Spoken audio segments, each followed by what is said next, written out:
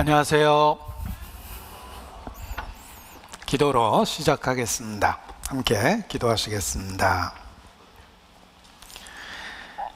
천지를 창조하신 거룩하신 하나님, 이 시간도 주의 은혜를 힘입어 말씀 앞에 나왔습니다.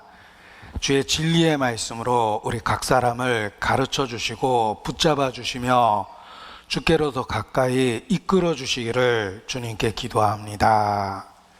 이러한 은혜의 시대에 마음의 문을 열고 진리에 화답할 수 있도록 성령께서 우리 마음을 감동감화시켜 주시기를 주님께 간구합니다. 오직 성령의 나타남과 능력 가운데 이 시간 하나님의 말씀을 배울 수 있도록 온전히 주관해 주시기를 주님께 기도합니다. 햇빛으로 만물을 비춰주시듯이 진리의 빛을 비춰주시고 하늘로부터 비를 내리시듯이 우리 모두에게 주의 은혜를 부어주시기를 주님께 간구합니다. 모든 것을 주께 의지합니다.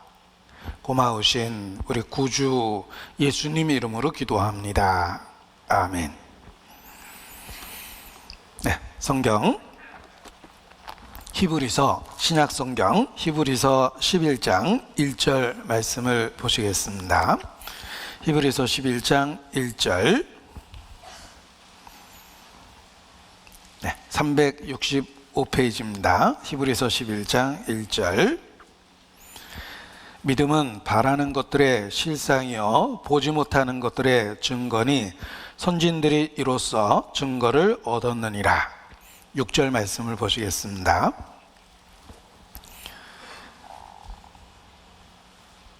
(6절) 말씀 화면에도 표시했습니다. 우리 같이 함께 읽겠습니다. 믿음이 없이는 기쁘시게 못하나니 하나님께 나아가는 자는 반드시 그가 계신 것과 또한 그가 자기를 찾는 자들에게 상 주시는 자이심을 믿어야 할지니라. 그리스도인의 세 가지 덕목이라고 이야기하는 믿음, 소망, 사랑이 있습니다.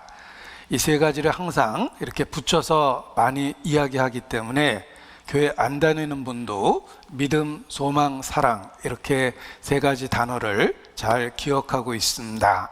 그 첫 번째가 믿음입니다. 그 믿음이 무엇인지를 히브리서 11장에서 우리에게 설명해 주십니다.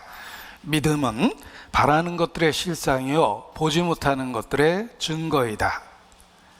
이게 한번 읽으면 무슨 의미인지 언뜻 이해하기가 어렵습니다. 그런데 이 말씀을 살펴보고 또 묵상해 보면 믿음의 분명한 정의를 알 수가 있습니다. 예를 들면 우리가 집을 계약했을 때 계약서 한 장을 통해서 그 집이 내 것이 됐다라고 확신을 합니다. 그 계약서로는 매개체를 통해서 집이 내 것이 됐다고 믿게 된 것입니다. 그와 같이 하나님의 말씀을 통해서 보이지 않는 것들을 사실로 받아들이는 것, 그것이 바로 믿음이라는 것입니다. 믿음은 바라는 것들의 실상, 보지 못하는 것들의 증거이다. 이렇게 표현해 주셨습니다. 그 믿음은 결심해서 생기는 게 아닙니다. 내가 오늘부터 믿어야지 한다고 사실 믿음이 생기는 건 아닙니다. 믿습니다라고 큰 소리로 외쳐봤지만 1년도 안 가서 다시 안 믿는 사람처럼 살아가는 경우도 많이 있기 때문에 그렇습니다. 믿음은 하나님의 말씀을 통해서 하나님의 말씀을 붙잡을 때 흔들리지 않는 믿음을 갖게 되는 것입니다. 그래서 믿음은 들음에서 나며 들음은 그리스도의 말씀으로 말미암느니라 라고 로마서 10장 17절에서도 말씀해 주셨습니다. 하나님의 말씀을 알고 믿을 수 있다는 것입니다. 모르면 아무리 믿는다고 결심해도 믿음이 생기지 않습니다. 자, 그리고 이 믿음에는 대상이 있고 내용이 있습니다. 6절 말씀에 믿음이 없이는 기쁘시게 못하나니 하나님께 나아가는 자는 반드시 그가 계신 것과 또한 그가 자기를 찾는 자에게 상 주시는 자이심을 믿어야 할지니라 라고 말씀하십니다. 믿음에는 대상이 있고 내용이 있다는 것입니다. 하나님, 그가 천지를 창조하셨다는 사실을 먼저 받아들이는 것입니다.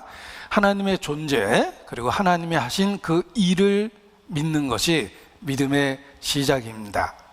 그가 반드시 계신 것을 믿어야 할지니라 라고 말씀하셨습니다.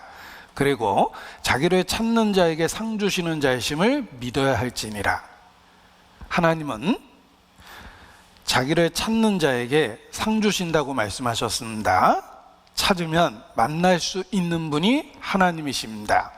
반대로 찾지 않으면 끝까지 하나님의 존재조차도 모르게 된다는 것입니다. 하나님은 찾는 자에게 상을 주십니다. 믿음은 대상이 있고 내용이 있는 것입니다. 믿음의 대상은 천지를 지은 창조주입니다. 그리고 그 창조주가 어떤 분인지 찾을 때 발견하게 되며 하나님은 그들에게 상을 주시겠다고 약속하십니다. 어제 성경 말씀을 통해서 인간이 무엇인지 마지막 말씀에서 우리는 함께 볼 수 있었습니다. 사람이 무엇입니까? 사람은 하나님의 형상으로 지음을 받은 아주 특별한 존재입니다. 대자연 속에 사람은 주인공처럼 살아가고 있습니다. 지구가 우주의 주인공이 된 것과 같습니다. 태초에 하나님이 천지를 창조하시니라. 보십시오. 천지, 하늘들과 그리고 지구를 만드셨다고 지구를 특별하게 구별해서 표현하셨습니다. 하나님은 우주를 창조하셨다고 뭉쳐서 이야기한 것이 아니라 지구를 딱 떼서 구별해서 이야기했다는 것입니다. 이 광대한 우주 속에 지구가 아주 특별하다는 것을 가르쳐 주셨습니다. 그래서 지구를 구별하고 나머지를 하늘이라고 묶은 것입니다. 태초에 하나님이 천지를 창조하시니라. 영어로 읽어도 또 원어로 읽어도 마찬가지입니다. In the beginning, God created the heavens and the earth. The earth, 지구를 딱 구별해서 이야기하셨습니다. 그리고 이 광대한 우주를 하늘이라고 묶어버리신 겁니다. 이 지구가 특별하다는 것을 일깨워 주셨습니다. 지구는 많은 모래알 같은 별들 중에 하나가 아니라 아주 특별하게 지어진 곳입니다. 사람을 위해서 구별돼서 설계돼서 지어진 곳이 지구입니다. 그와 같이 사람도 많은 짐승들, 동물들 중에 하나로 지으신 것이 아니라 인간을 특별하게 구별해서 지으셨습니다. 그래서 동물은 한 번에 잔뜩 만드셨지만 사람은 딱 한 사람, 하나님의 형상으로 아담을 만들고 그리고 한 사람 한 사람씩 늘려가셨습니다. 아담, 셋, 에노스, 게난, 마할렛, 야렛, 에녹. 성경의 그 족보는 하나님이 한 사람 한 사람씩 늘려갔다는 것을 우리에게 분명하게 보여주며 그리고 우리 각 사람을 하나님은 기억하고 소중히 여긴다는 증거입니다. 우리 한 사람 한 사람은 아주 특별한 존재로 지음을 받은 것입니다. 성경이 우리에게 그렇게 이야기해주고 있습니다. 그래서 대중적으로 널리 알려진 찬송의 가사처럼 당신은 사랑받기 위해 태어난 사람, 지금도 그 사랑 받고 있지요. 찬송가임에도 불구하고 열린 음악회에서 한 가수가 부르는 걸 들었습니다. 왜냐하면 안 믿는 사람도 그 가사에 공감하기 때문에 그렇습니다. 사람은 아주 특별한 존재라는 것입니다. 우주 속에 지구가 특별하게 설계된 것처럼 인간은 수없이 많은 동물들 중에 하나가 아니라 하나님의 형상으로 지음을 받은 아주 특별한 존재라는 것입니다. 시편 8편의 기자도 하나님 앞에 이와 같이 찬송하고 있습니다. 주의 손가락으로 만드신 주의 하늘과 주의 베풀어 두신 달과 별들을 내가 보니 사람이 무엇이 간데 주께서 저를 생각하시며 인자가 무엇이 간데 주께서 저를 권고하시나이까. 너희는 눈을 높이 들어 누가 이 모든 것을 창조하였나 보라. 이 광대한 우주가 우리 위에 펼쳐져 있습니다. 그 광대한 우주에 지구는 아주 특별한 별이며 그 지구에 하나님의 형상으로 지음을 받은 사람이 있습니다. 하나님은 사람을 위해서 이 모든 것을 만드셨다고 선언하셨습니다.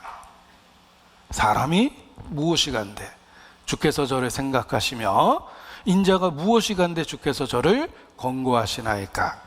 하나님을 알 때 비로소 사람이 무엇인지 알게 됩니다.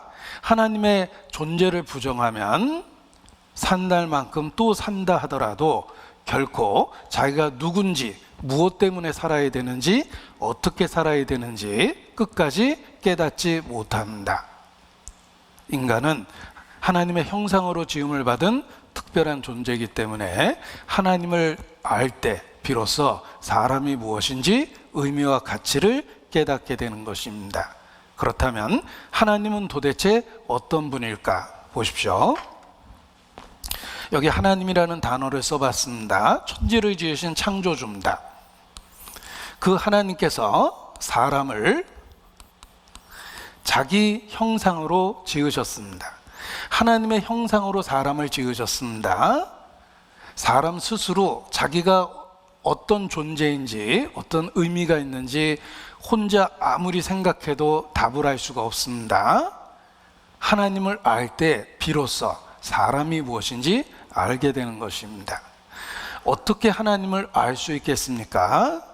하나님은 말씀을 통해서 자기 자신을 계시하셨습니다. 이 말씀이 곧 하나님이시니라. 자, 기억하십시오. 세상에는 종교가 많고 기독교의 교파가 많은 것이지 하나님의 말씀이라고 주장하고 입증되는 책은 성경밖에 없다는 것입니다. 하나님의 말씀이라고 일컬어지는 책이 수백 권이 있다면 우리가 혹 하나님을 모를 수도 있습니다. 사느라고 바빠서 못 읽어볼 수도 있죠. 그런데 달랑 하나의 성경을 주셨습니다. 하나님은 자기 자신을 성경을 통해서 분명하게 계시하신 것입니다. 성경을 영어로 바이블이라고 합니다.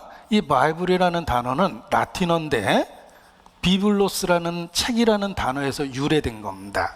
책이라는 단어 비블로스 단수입니다. 이것의 복수형이 비블리아입니다. 이 비블리아라는 말이 바이블이 된 겁니다.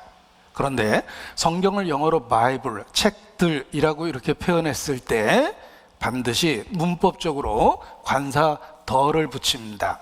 그래서 성경을 영어로 the Bible이라고 합니다. 왜 관사 더, 정관사 더를 붙인 것일까?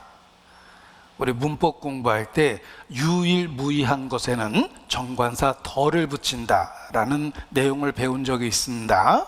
태양은 하나밖에 없기 때문에 the sun입니다. 달도 하나밖에 없기 때문에 the moon입니다.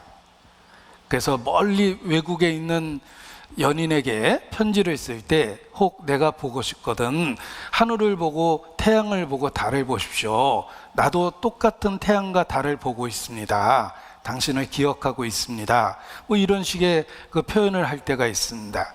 인류 역사 속에 태양은 하나입니다. 달도 하나입니다. 그래서 정관사 더를 씁니다. 그와 같이 인류 역사 속에 하나님의 말씀이라고 주장하고 입증되는 책은 성경밖에 없다는 것입니다. 그래서 The Bible입니다. 우리는 창조주 하나님을 말씀을 통해서 알게 되는 것입니다. 그 하나님을 알게 될 때 비로소 사람이 무엇인지를 깨닫게 되는 것입니다. 그렇다면 성경에 나타난 하나님은 어떤 하나님일까? 이게 좀 번잡하지만 지워보겠습니다. 성경에 나타난 하나님은 도대체 어떤 하나님일까? 요약해서 말씀을 드리면 성경의 하나님은 보이지 않는 영적 존재입니다. 하나님은 영이시니 예배하는 자가 신령과 진정으로 예배할지니라. 하나님은 보이지 않는 영적 존재입니다. The Spirit. 또 성경의 하나님은 빛이십니다. 빛이라는 말은 의롭고 거룩하다는 뜻입니다. 그래서 하나님의 속성이 의롭고 거룩하다, holy, just 이렇게 표현합니다. 동양적 표현으로 하면 진선미성의 존재입니다. 하나님은 빛이십니다. 그에게는 어둠이 없으십니다. 성경의 하나님은 또한 사랑이십니다. 아마도 가장 널리 알려진 성경 말씀 중에 하나일 겁니다. 하나님은 사랑이시라. 길에서 전도지를 받아들면 제일 많이 써 있는 표현은 하나님은 당신을 사랑하십니다.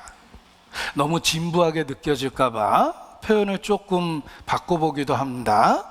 하나님은 당신을 향한 놀라운 계획을 갖고 계십니다. 뭐 이렇게 표현했지만 그 숨겨진 의미는 당신을 사랑하고 있다는 것입니다. 그래서 교회 다니는 사람들이 입는 티셔츠를 보면 주로 God is love, 하나님은 사랑이시라 이렇게 써가지고 다닙니다. 안 믿는 사람들의 티셔츠는 주로 touch me, kiss me 이렇게 씁니다.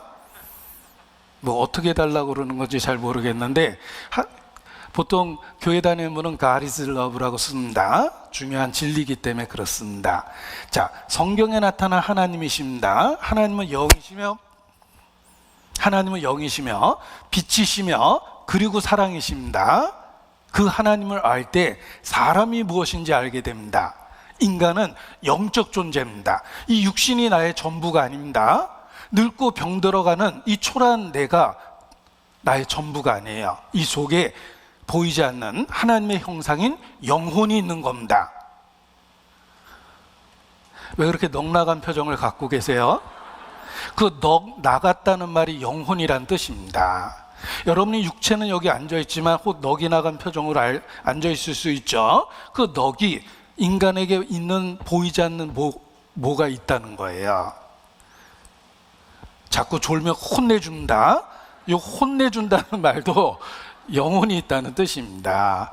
사람 몸에서 영혼을 꺼내면 죽습니다. 성경에서 말하는 죽음은 육체와 혼이 분리되는 거예요. 그런데 우리말 언어 속에 혼내준다는 표현이 있습니다. 좀 무섭죠? 예. 그 표현도 인간에게 육체 이상의 뭔가가 있다는 걸 표현한 겁니다. 그렇습니다. 사람에게는 영혼이 있습니다. 이 육체는 영혼이 살고 있는 집입니다. 여기 제 컴퓨터가 있는데 누가 제 컴퓨터를 가져가서 똑같은 컴퓨터를 사놨습니다. 그래도 제가 금방 합니다. 왜냐하면 컴퓨터는 똑같은 건데 컴퓨터를 작동시켜 보면 제가 사용하는 소프트웨어가 들어있지 않기 때문에 그렇습니다. 컴퓨터는 하드웨어와 소프트웨어가 있습니다. 인간은 육체라는 하드웨어가 있고 이 속에 소프트웨어에 해당하는 영혼이 있다는 겁니다. 여러분은 지금 제가 살고 있는 집을 보고 있는 거예요. 이건 내가 살고 있는 집입니다. 우리가 집을 보면 문패가 있습니다. 뭐 홍길동이라든지 김철수라든지 문패가 있습니다. 자, 이게 집이 있습니다. 그리고 문패가 붙어 있는데 김철수라고 써 있습니다. 어디가 김철수입니까? 지붕이 김철수입니까? 문이 김철수입니까? 벽이 김철수입니까? 이 속에 살고 있는 사람이 김철수라는 뜻입니다. 마찬가지로 이것은 내가 살고 있는 집이에요. 흙으로 만든 집입니다. 오래 쓰면 늙고 초라해집니다. 무너지게 돼 있어요. 사람을 집이라고 성경에 표현했는데 정말 잘 들여다보면 집 같습니다. 여기 창문 보이시죠? 네, 여기 식당이 있고 여기 초가지붕이 있고 그리고 안에 보일러실이 있고 뒤에 화장실도 있고 그렇습니다. 이건 내가 살고 있는 집이에요. 이 속에 영혼이 있다는 겁니다. 만일 육체가 인간의 전부라면 장애자는 사람 구실을 못합니다. 우리 저 장애조 중에 손이 없고 발이 없는 사람들이 있습니다. 또 어떤 장애인은 아예 몸뚱아리만 있는 장애인도 있습니다. 그래도 완전한 인격체고 사람입니다. 왜냐하면 인간은 육체가 전부가 아니기 때문에 그렇습니다. 이 속에 영혼이 있습니다. 사람이 무엇인지 알게 됐습니다. 인간은 영적 존재입니다. 그리고 보십시오. 하나님은 빛이십니다. 진선미성의 존재입니다. 인간의 본성 속에 진선미성을 추구하는 본능이 있습니다. 그것이 양심입니다. 여러분 양심이 있으시죠? 그 양심은 하나님이 우리 마음에 써놓은 겁니다. 하나님의 법을 사람 마음에 쓴 거예요. 하나님의 법은 율법입니다. 율법의 대표적인 건 십계명입니다. 십계명을 요약하면 하나님을 사랑하고 사람을 사랑하라. 이게 십계명의 핵심입니다. 좀 길게 이야기하면 마음을 다하고 목숨을 다하고 뜻을 다하고 성품을 다하고 힘을 다하여 내 하나님 여호와를 사랑하라. 그리고 이와 같이 내 이웃을 내 몸과 같이 사랑해야 할지니라. 하나님을 사랑하고 사람을 사랑해라. 우리 동양 사상을 한마디로 이야기하면 경천애인이라고 그럽니다. 그냥 십계명의 정신입니다. 또 공자님은 부모를 섬기는 효를 강조하셨습니다. 효는 만 가지 행실의 근본이 된다고 강조했는데 십계명을 분석해 보면 살인하지 마라 라는 계명보다 더 엄한 첫째 되는 계명이 내 부모를 공경하라 라는 계명입니다. 부모를 공경하라고 말씀하시고 그 다음에 살인하지 마라, 간음하지 마라라고 말씀하셨어요. 인간이 범하는 죄 중에 살인죄보다 더 큰 죄는 부모를 저버리는 것입니다. 공자님 말씀하고 똑같죠. 또 부처님 말씀을 한마디로 요약하면 업보입니다. 행한 대로 갚으리라. 자기가 지은 죄에 대한 보응이 반드시 있다라는 가르침을 펼치셨습니다. 인과응보죠. 십계명의 정신입니다. 십계명은 행한 대로 갚으리라예요. 성경 한 줄도 안 읽어보신 부처님이 어떻게 성경에 있는 이야기를 하셨을까? 이 사람 본성에는 하나님의 성품이 들어있기 때문에 본능적으로 하나님께 속한 도덕적 성품을 추구합니다. 진선미성을 추구합니다. 그 진선미성을 추구하는 본능이 양심이라는 거예요. 자, 양심의 정확한 정의를 로마서 2장에서 하셨습니다. 자, 로마서 2장을 찾겠습니다. 신약성경 로마서 2장, 양심이 무엇일까? 14절 15절입니다. 로마서 2장 14절 15절. 여기 화면에도 표시해 봤습니다. 로마서 2장 14절 15절.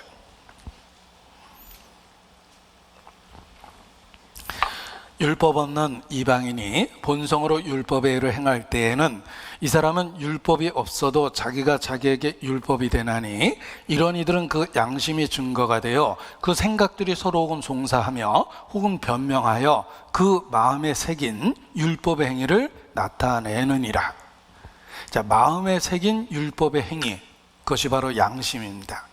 죄를 지면 그 양심이 송사하고 혹은 변명합니다. 왜냐하면 하나님의 법이 마음에 써 있기 때문에 그렇습니다. 십계명이 마음에 써 있는 상태가 율법이, 그 양심이라는 겁니다. 그래서 로마서 1장 19절에 이는 하나님을 알만한 것이 저희 속에 보임이라. 하나님께서 이를 저에게 보이셨느니라. 하나님을 알만한 것이 사람 마음속에 있다는 것입니다. 인간은 하나님의 형상이기 때문에 본능적으로 하나님을 안다. 누군가가 있다는 걸 본능적으로 안다. 그분이 뭐 하나님인지 하느님인지 부처님인지 알라시는지 누군지는 모르겠지만 누군가가 있다는 건 본능적으로 알아요. 헬렌 켈러는 삼중의 장애를 갖고 있었습니다. 듣지 못했고 말하지 못했고 볼 수 없었습니다. 그런데 헌신적인 가정교사를 만나서 교육을 받았는데 하나님에 대해서 알려주었을 때 헬렌 켈러가 했던 고백이 있습니다. 나는 그분을 알고 있었습니다. 그분의 이름만 모르고 있었습니다. 이렇게 이야기를 합니다. 본능적으로 이미 알고 있었다는 거예요. 여러분도 마찬가지입니다. 성경을 모르면 그분이 하나님인지 부처님인지 누군지 모르겠지만 아무튼 누군가가 있다라는 생각이 듭니다. 그래서 옛 사람들은 한 일자 쓰고 큰 대자 써서 한 분이신 큰 분이 있다라고 생각을 했습니다. 하늘천, 인명재천, 사람의 목숨은 하늘에 달려있다. 임사호천, 사람이 죽음에 임하게 되면 하늘을 부르게 된다. 너 하늘 무서운 줄 알아? 라는 표현도 그래서 나온 겁니다. 바로 한 분이신 누군가가 있다는 걸 본능적으로 안 거예요. 그래서 개신교에서는 하나님이라고 번역했지만 전통적인 단어로는 하늘님, 그래서 하늘님이라는 하느님이라는 표현이 있습니다. 한 분이신 누군가가 있다는 걸 본능적으로 한 겁니다. 하나님을 알 만한 것이 우리 마음속에 있고 하나님의 법이 사람 마음에 써 있기 때문에 그렇습니다. 그게 바로 양심이라는 거예요. 자, 양심이란 단어를 영어로 써보면 아주 성경적입니다. 양심을 영어로 뭐라 그럴까? 양심. 아닌 것 같죠? 양심을 영어로 conscience라고 그럽니다. 그런데 이 단어를 분석해 보면 아주 성경적입니다. together, 함께라는 뜻입니다. 여기 아는 단어가 보이십니다. science, 과학이라는 뜻인데 원래 지식이라는 단어에서 유래된 겁니다. 따라서 양심이란 단어는 함께 아는 것, 이게 양심입니다. 하나님의 법을 인간도 본능적으로 알고 있다는 거예요. 양심의 법으로 알고 있습니다. 하나님의 법이 마음에 써 있기 때문에. 이 도둑놈도 먹고 살기 위해서 도둑질은 하고 있지만 자기가 잘하고 있다고는 생각하지 않습니다. 내가 이거 빨리 발 씻어야 되는데 이렇게 생각하죠. 어느 날 도둑질하러 가다가 넘어졌는데 다리가 똑 부러졌어요. 그러면 자기 양심에 내가 이룰 줄 알았어, 이런 생각이 듭니다. 왠지 벌 받은 것 같은 느낌이 드는 거예요. 양심이 있어서 그렇습니다. 이 도둑놈이 자식이 도둑질해 오면 막 좋아할 것 같습니까? 야, 네가 가업을 있는구나 그러고 막 좋아합니까? 더 크게 화를 냅니다. 왜냐하면 도둑놈도 죄는 자식에게 결코 물려주고 싶지 않기 때문에 그렇습니다. 양심이 있어서 그렇습니다. 우리의 본성에 진선미성을 추구하는 본능이 있습니다. 하나님의 법이 쓰여져 있습니다. 양심이에요. 인간은 하나님의 형상이기 때문에 그렇습니다. 그 어떤 짐승도 자기가 행한 일로 후회하거나 죄책감을 느끼진 않습니다. 짐승은 새끼를 물어 죽이고 어미를 물어 죽여도 그 일 때문에 죄책감을 느끼진 않아요. 사람만이 해서는 안 될 일을 하면 평생 죄책감에 시달립니다. 그때는 묻어둔 것처럼 보이는데 세월 속에서 결국은 죄책감이 생깁니다. 내 죄가 정명도를 찾아낼 줄 알라. 인간의 본능 속에 죄를 죄로 인식하는 본능이 있기 때문에 그렇습니다. 왜냐하면 하나님의 형상입니다. 하나님의 도덕적 속성이 사람에게 반영되어 있기 때문에 그렇습니다. 하나님의 형상인 사람 속에는 진선미성을 추구하는 본능이 있습니다. 자, 하나님을 알 때 비로소 인간이 무엇인지 알게 됩니다. 인간에겐 영혼이 있고 인간은 도덕적으로 올바로 살아야 될 책임이 있는 존재라는 것입니다. 그리고 또 하나님을 알 때 비로소 사람이 무엇인지 알게 되는데 하나님은 사랑이시며 인간은 그 하나님의 사랑의 대상입니다. 자, 하나님이 우리를 사랑하시는데 도대체 얼마나 사랑하시는 걸까? 이런 의문도 생깁니다. 어린 시절 그 엄마에게 사랑의 고백을 들은 기억이 있을 겁니다. 엄마, 널 사랑해 라고 아이가 사랑의 고백을 들으면 꼭 물어보는 말이 있습니다. 얼만큼 사랑해? 이만큼? 이만큼? 사랑을 확인받고 싶어 합니다. 마찬가지입니다. 하나님이 우리를 사랑하신다고 그러는데 얼마나 사랑하시는 걸까? 라는 의문이 생깁니다. 그 의문에 대한 답입니다. 이사야서 49장입니다. 보십시오. 이사야서 49장 15절입니다. 1028페이지 이사야서 49장 15절입니다.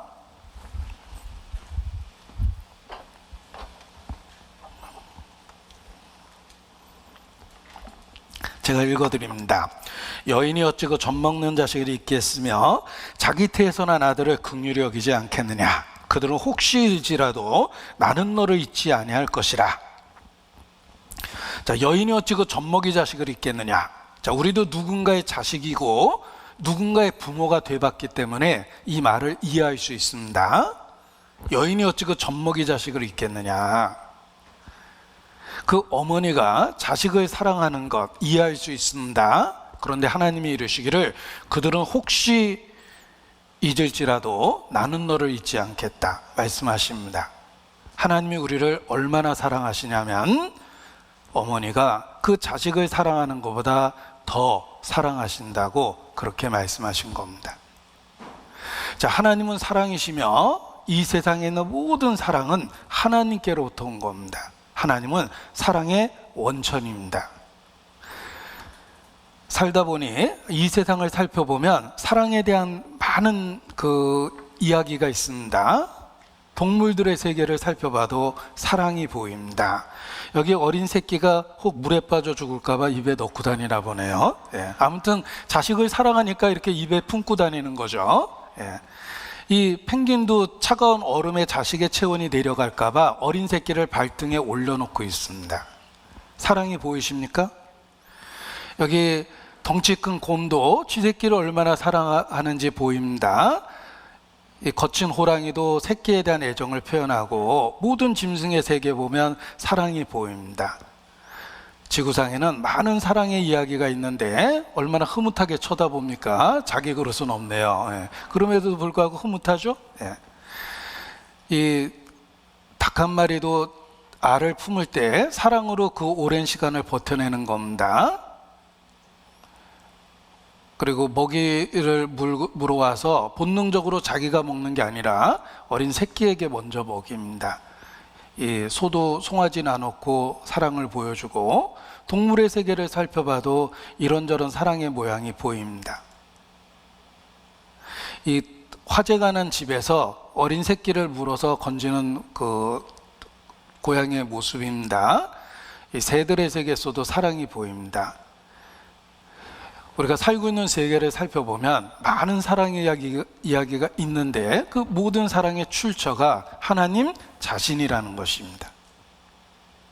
각양 좋은 은사가 빛들의 아버지께로부터 왔다. 최고의 은사, 선물은 사랑입니다. 지구상에 있는 모든 사랑은 하나님 자신으로부터 온 겁니다. 자, 이렇게 생각해 보십시오. 자, 오늘 오신 모든 분들에게 누군가가 1억 원씩 현찰로 주기로 결정을 했습니다. 나가실 때 받아가세요. 가정이지만 참 흐뭇하죠. 그런데 오늘 오신 모든 분들에게 누군가 1억 원씩 주기로 결정했다면 그 사람은 정말 큰 부자일 겁니다. 웬만한 부자 아니면 할 수 없는 일입니다. 여러분 모두에게 1억 원씩 줄 수 있다면 그분은 정말 큰 부자예요. 이 세상 모든 어머니의 마음속에 사랑을 가득 담아둘 수 있는 하나님은 정말 사랑이 많으신 겁니다. 하나님은 사랑이십니다. 부모는 자식을 혹 버려도 하나님은 결코 버리지 않겠다고 말씀하십니다. 한마디로 어머니가 자식을 사랑하는 것보다 더 사랑한다고 그렇게 말씀하신 거예요.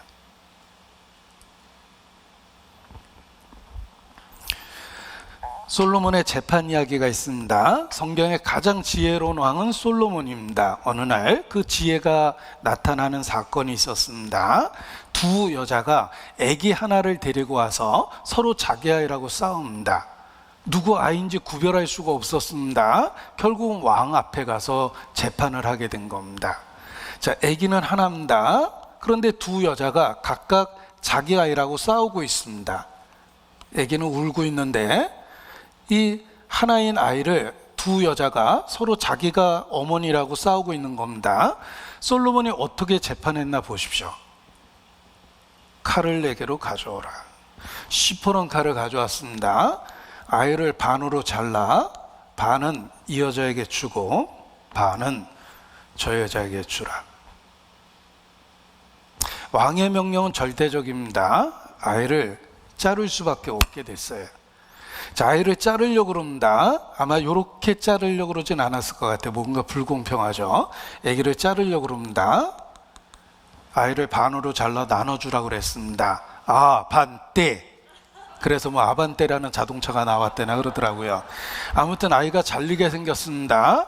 친어머니의 마음에 불이 붙었답니다. 마음에 불 붙어 보셨어요?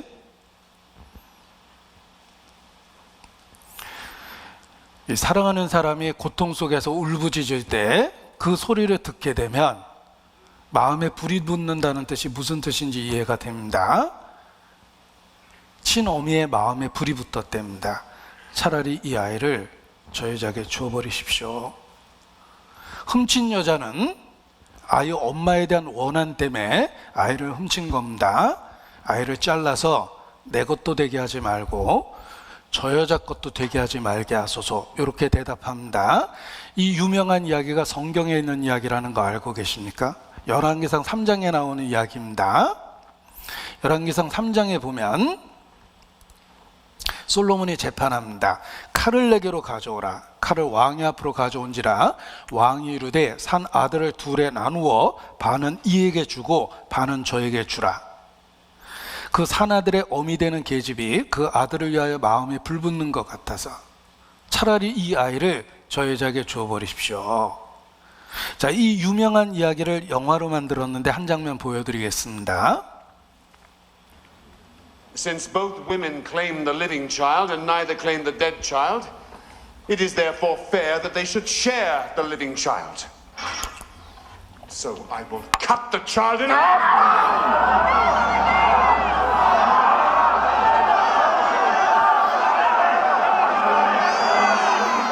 Spare my baby. Don't kill him. 자, 이것이 그 유명한 솔로몬의 재판 이야기입니다. 솔로몬은 정말 지혜로웠습니다. 아이를 죽이려고 했던 게 아닙니다. 아이가 위기 속에 있을 때 진정한 사랑이 드러날 거라는 걸 솔로몬은 알고 있었던 겁니다. 자, 아주 이쁜 아기가 있습니다. 얼마나 이쁘게 생겼는지 동네 주민들이 다 와서 구경하려고 그럽니다. 자, 동네 아줌마들에게 둘러싸여 있을 때는 누가 아기 엄마인지 잘 구별이 안 갑니다. 그런데 아기가 똥 싸면 누가 친엄마인지 금방 드러납니다. 동네 아줌마는 귀엽다고 들고 있던 아이를 슬쩍 내려놓습니다.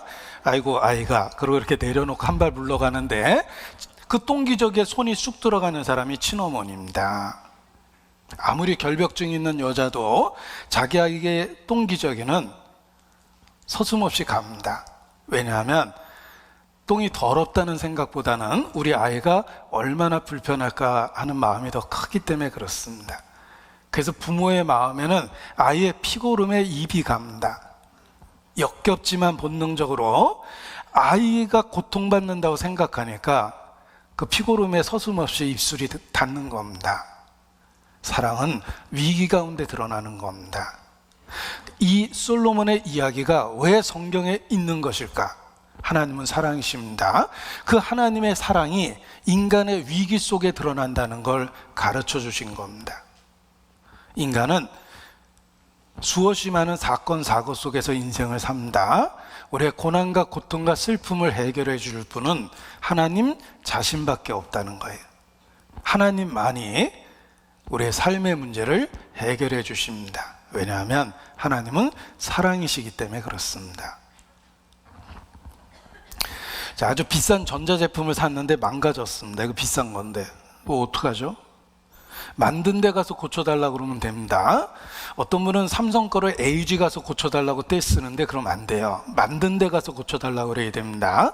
인간에게 고통이 생기고 사건 사고가 생기고 슬픔이 생깁니다. 어떻게 하면 좋죠? 만드신 하나님께 해결해 달라고 그래야 됩니다. 하나님만이 우리의 문제를 해결해 주실 수 있습니다. 왜냐하면 하나님은 사랑이시기 때문에 그렇습니다. 찬송의 가사입니다. 인생길 험하고 마음 지쳐 살아갈 용기 없어질 때, 그럴 때 정말 많죠. 이렇게 돌이켜보면, 살다 보면 정말 죽고 싶을 때가 있어요. 내가 이렇게 스위치 돌려서 죽을 수 있었다면 살면서 여러 번 돌렸을 것 같아요. 인생길 험하고 마음 지쳐 살아갈 용기가 없어질 때 그 다음 가사에 답이 있습니다. 어둠에 앉아서 울지만 말고 예수님 품으로 나오시오. 창조주만이 내가 갖고 있는 위기를 해결해 줄 사랑이 있습니다. 하나님은 사랑이십니다. 하나님만이 우리의 삶의 문제에 대한 답을, 해결책을 갖고 있다는 것입니다. 자, 이게 대한민국 정부가 발행하는 최고의 고액권을 보여드리겠습니다. 5만 원짜리입니다. 요즘에 시중에서 구경하기 어렵다고 하는 5만 원짜리입니다.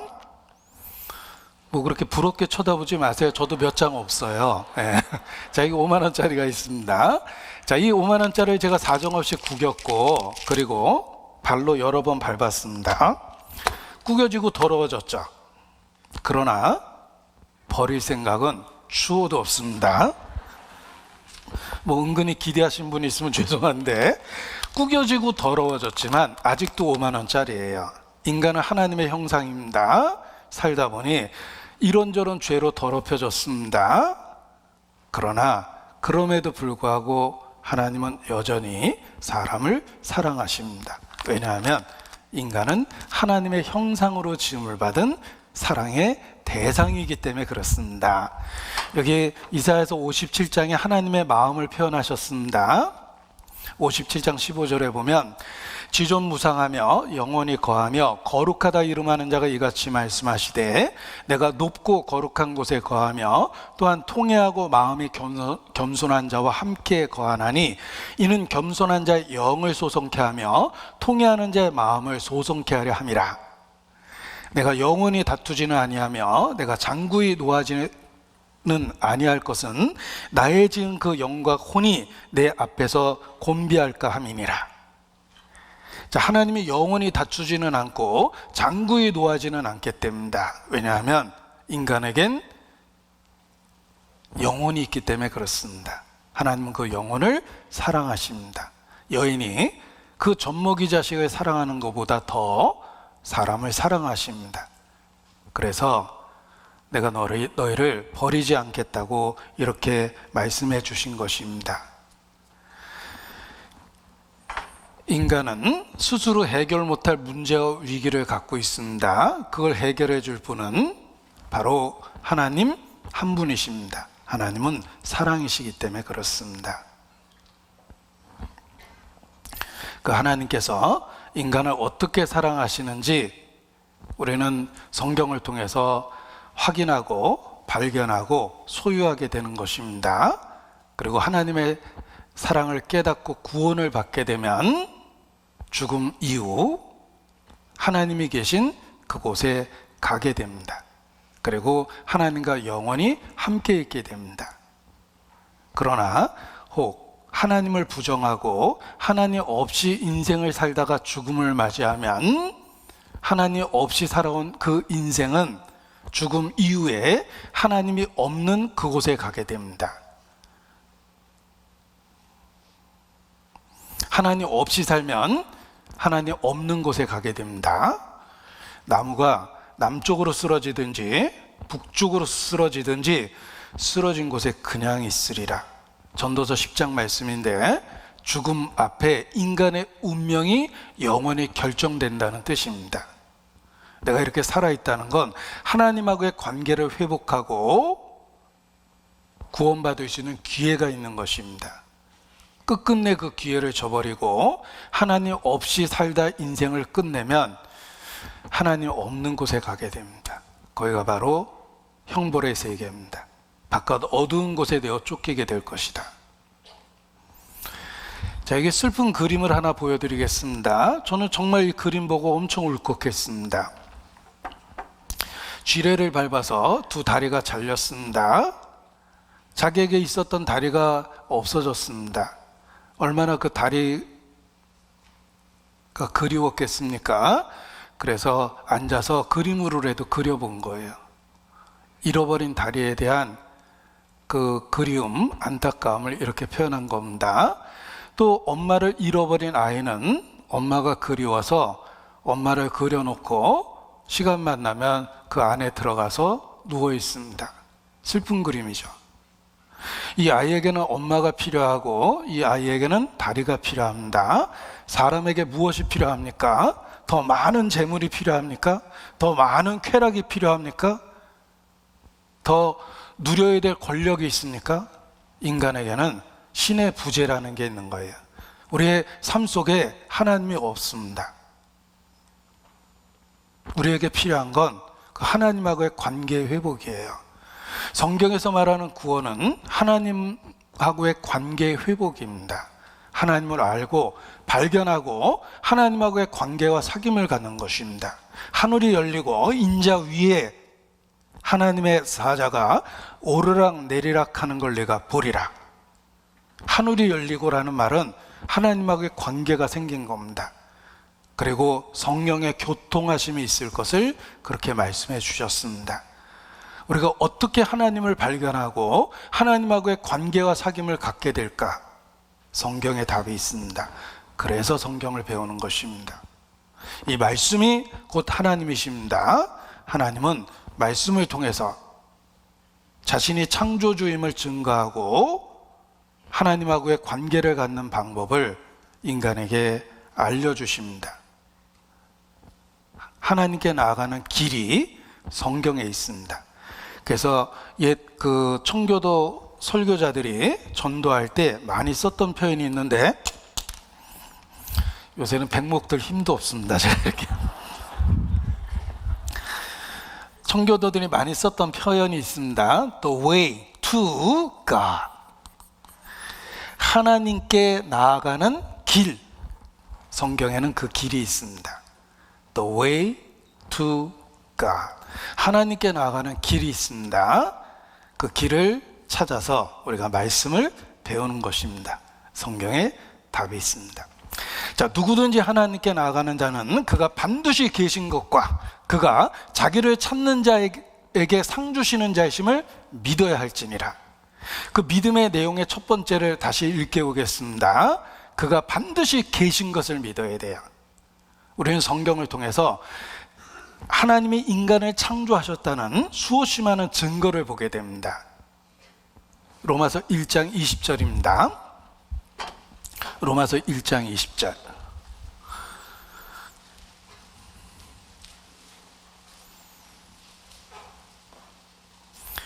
로마서 1장 20절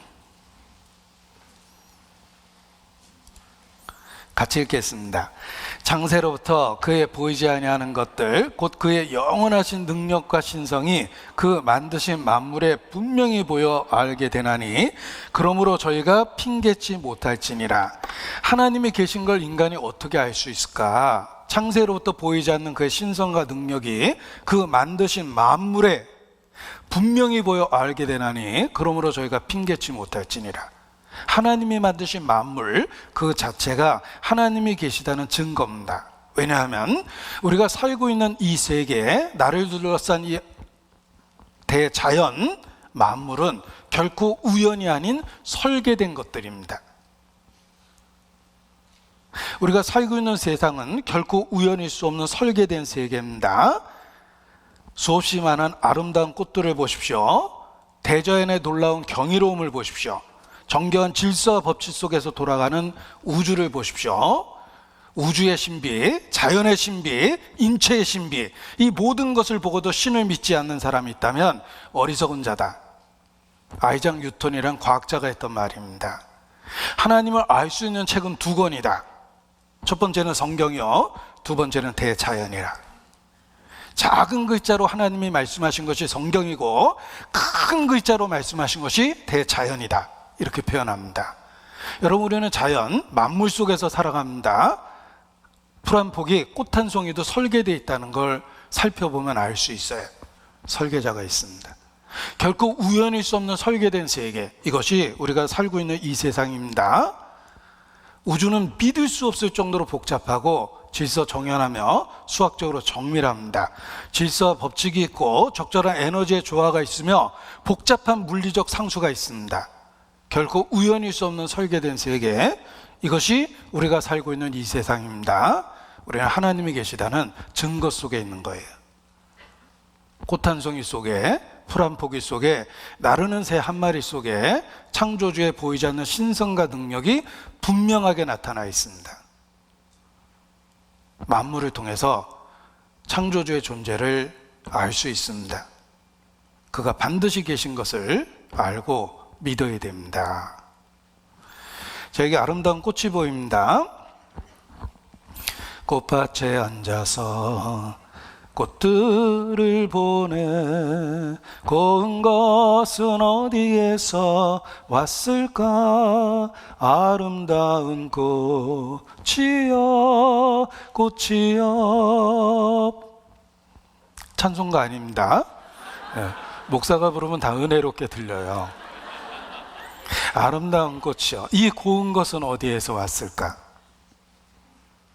꽃 한 송이를 봐도 설계된 세계입니다. 그냥 아름다운 게 아니에요. 설계자가 있습니다. 하나님을 부정하는 걸 진화론이라고 합니다. 시간과 우연 속에 저절로 됐다, 이렇게 이야기합니다. 자, 진화론과 관계된 책을 읽다 보면 우연이란 단어가 참 많이 나옵니다. 그냥 시간 속에서 우연히 그렇게 됐다고 주장하는 게 진화론입니다. 근데 우연치고는 너무 신기한 게 많죠. 그래서 우연의 연속이라는 단어를 씁니다. 우연의 연속에 의해서 대자연이 형성됐다고 이야기합니다. 자, 우연이라는 단어에 연속이라는 말을 더해봤지만 그래도 대자연은 참 신기합니다.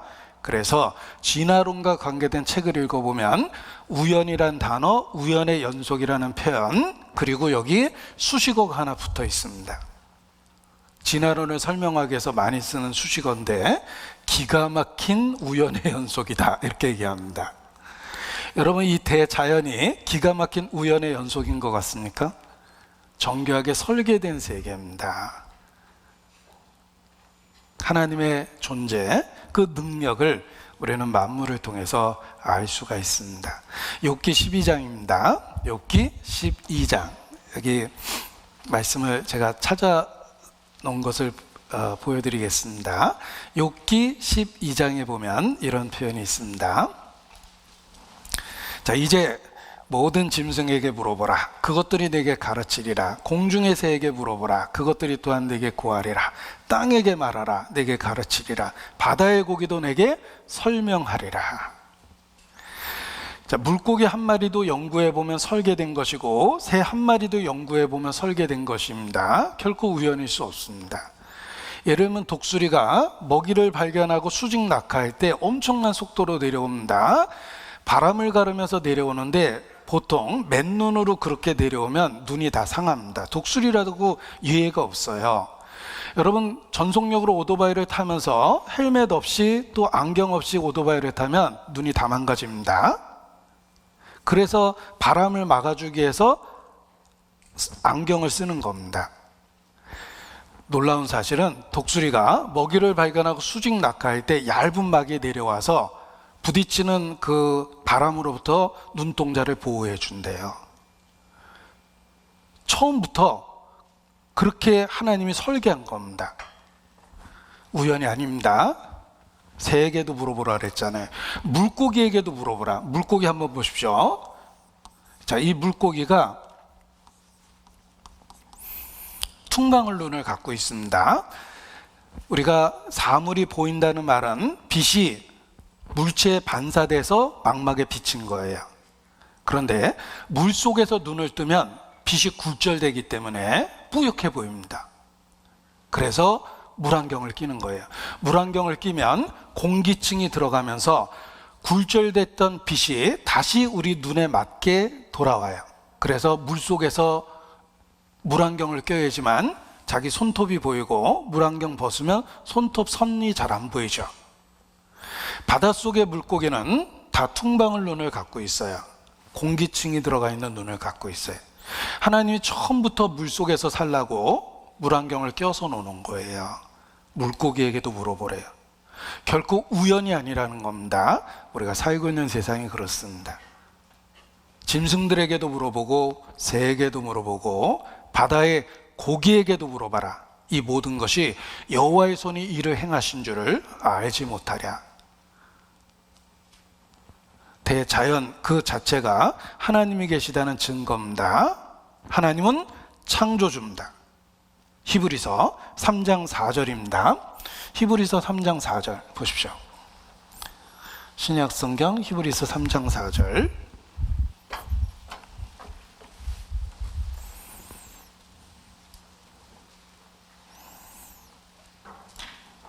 함께 읽겠습니다. 집마다 지은 이가 있으니 만물을 지으신 이는 하나님이시라.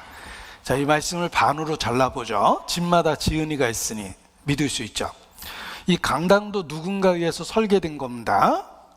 그래서 강사가 보일 수 있도록 강단을 높였고 환기할 수 있도록 창문을 달았고 출입할 수 있는 문을 설계했으며 조명을 달기 위해서 배선을 위로 했어요. 적절한 바닥재를 깔았고 설계된 겁니다. 자, 1층짜리 집보다 10층짜리가 복잡하고 10층짜리보다 63빌딩이 복잡합니다. 집은 크면 클수록 역학적으로 복잡해집니다. 그런데 결코 우연히 지어지는 집은 없습니다. 하다못해 개집도 비바람에 우연히 지어지지 않습니다. 집마다 지은이가 있습니다.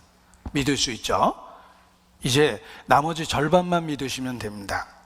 만물을 지으신 이는 하나님이십니다. 집마다 지은이가 있는 것처럼 만물, 삼라만상, 코스모스, 우주를 지으신 이가 하나님이십니다.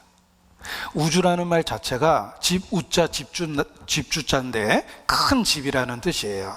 작은 집도 설계됐다면 우리가 살아가고 있는 이 세상은 더욱 말할 것도 없습니다. 집마다 지은이가 있으니 만물을 지으신 이는 하나님이십니다. 자, 여기 집 한 채를 보여드리겠습니다. 누구 집인가 보십시오.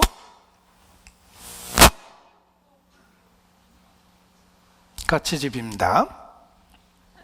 네. 제가 집 보여준다고 그래놓고 까치집을 보여주니까 어떤 분이 실망하시는데 그래도 이 까치는 단독주택에 삽니다. 네. 우리는 반지하에도 사는데 이 까치는 단독주택에 살아요.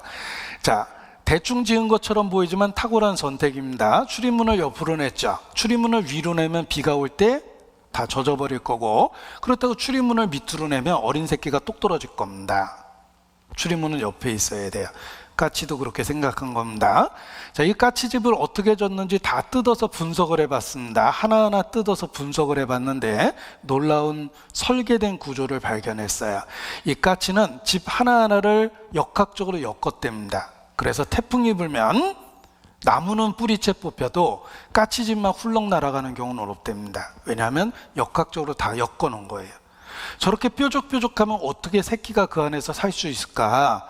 그래서 까치도 안에다가 마감재는 마른 풀이나 깃털, 나무 뿌리, 머리카락, 헝겊, 소털 같은 부드러운 걸로 마감재를 했고 그리고 천정은 진흙을 갖다 다 이겨가지고 방수 처리를 해서 아무리 물을 부어도 물 한 방울 안 들어가게끔 만들었답니다.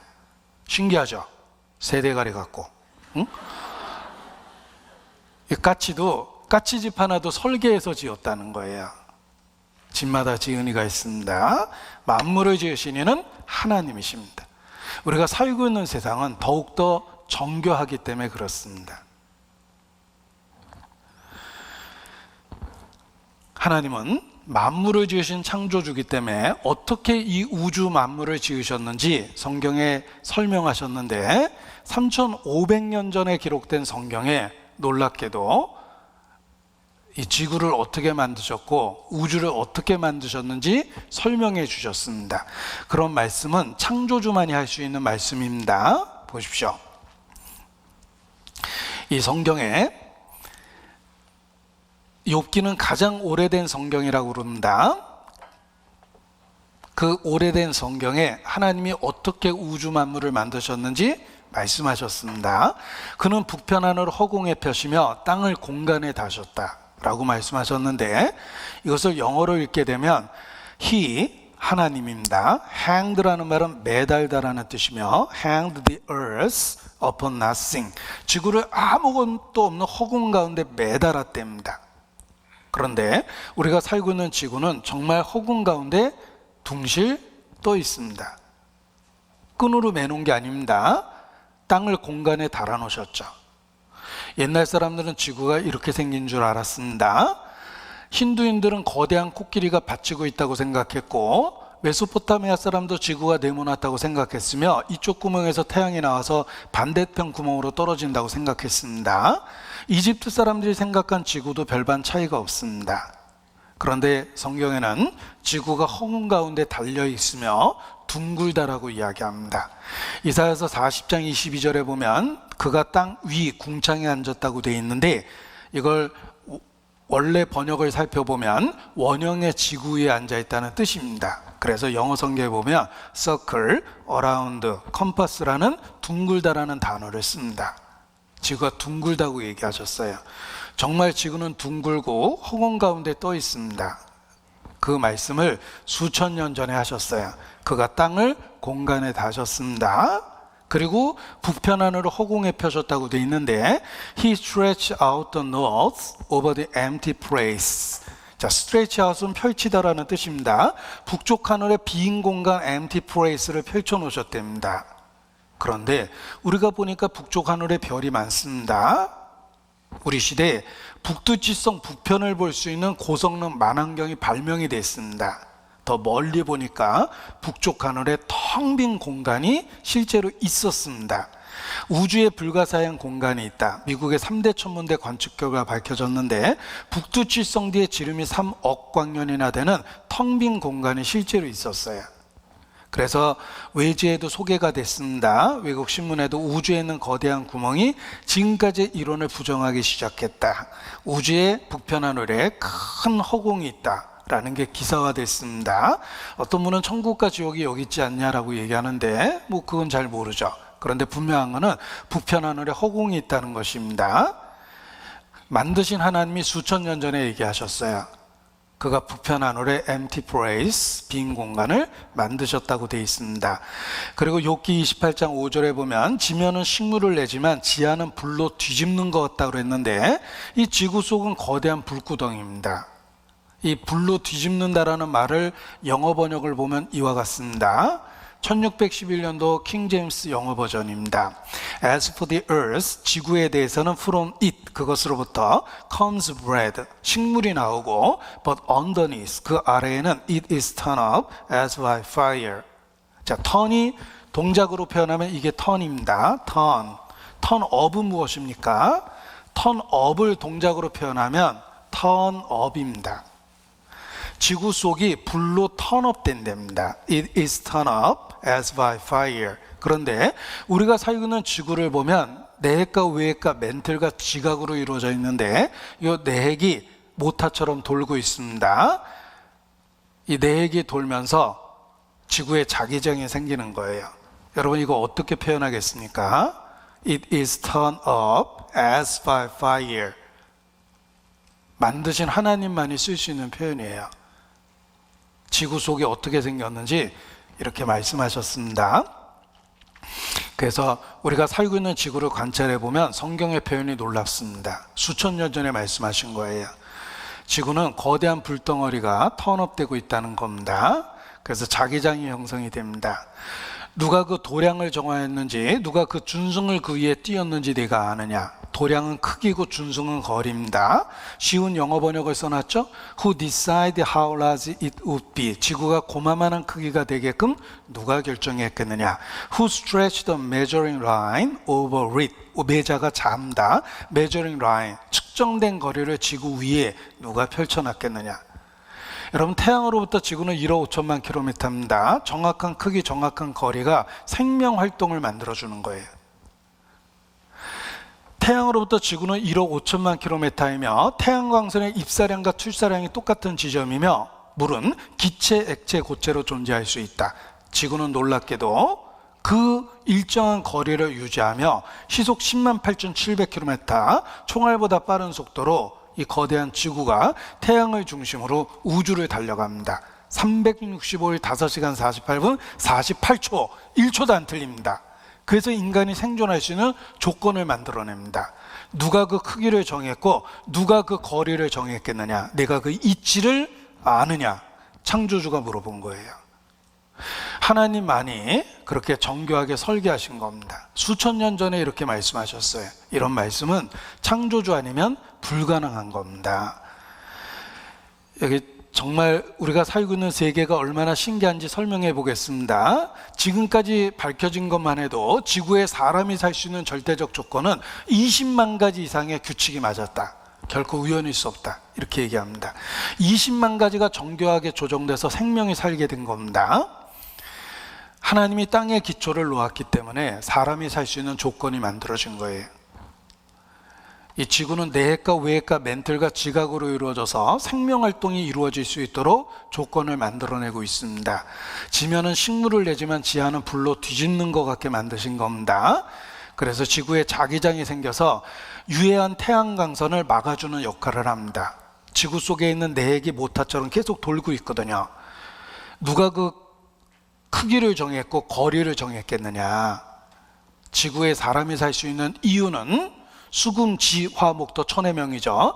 가장 정확한 거리에, 크기에 지구가 존재하기 때문에 그렇습니다. 자, 태양과 지구는 1억 5천만 킬로미터입니다. 그리고 지구와 달의 거리는 18만 킬로미터예요. 제가 지금 몇 킬로라고 그랬죠? 38만. 그래서 38 광땡인가? 뭐 이런 생각이 불현듯 들죠. 자, 그런데 신기한 게 있습니다. 태양의 지름은 달의 400배에 달한다. 그리고 우연히도 지구와 태양의 거리는 지구와 달의 거리의 400배에 달한다. 이게 무슨 뜻입니까? 지구에서 보면 이 작은 달이 태양하고 똑같은 크기로 보입니다. 딱 거리가 400배고 크기가 400배이기 때문에 그렇습니다. 그래서 지구에서 보면 태양과 달이 같은 크기로 보이기 때문에 일식이나 월식 때 이렇게 겹쳐지는 겁니다. 이게 1월 오봉도라 그래서 왕의 자리입니다. 우리 지폐에 있죠, 1월 오봉도가. 우리나라 요 1월 오봉도는 태양과 달을 같이 그리는 건데 왕의 보좌를 나타내요. 우리 조상들도 태양과 달이 크기가 똑같다는 걸 알았어요. 달은 가까이 있는데 거리가 그 크기의 400배라는 거예요. 그러니까 지구에서 보면 똑같은 크기로 보이는 겁니다. 그렇다면 우연히 이렇게 될 가능성이 있는가? 확률 제로입니다. 불가능한 확률입니다. 우리가 살고 있는 세계는 그런 불가능한 확률 20만 가지가 맞아서 지구에 생명이 사는 거랍니다. 기가 막힌 우연의 연속이라고 믿겠습니까? 집마다 지은 이가 있으니 만물을 지으신 이는 하나님이십니다. 우리는 그 증거 속에서 살아가고 있는 것입니다. 하나님은 자신을 찾는 자에게 상 주십니다. 찾지 않으면 끝까지 모르고 하나님 없이 죽는 겁니다. 찾아서 하나님을 만나야 되고 하나님은 만나 주려고 기다리고 계십니다. 사도행전 17장 보시겠습니다. 사도행전 17장.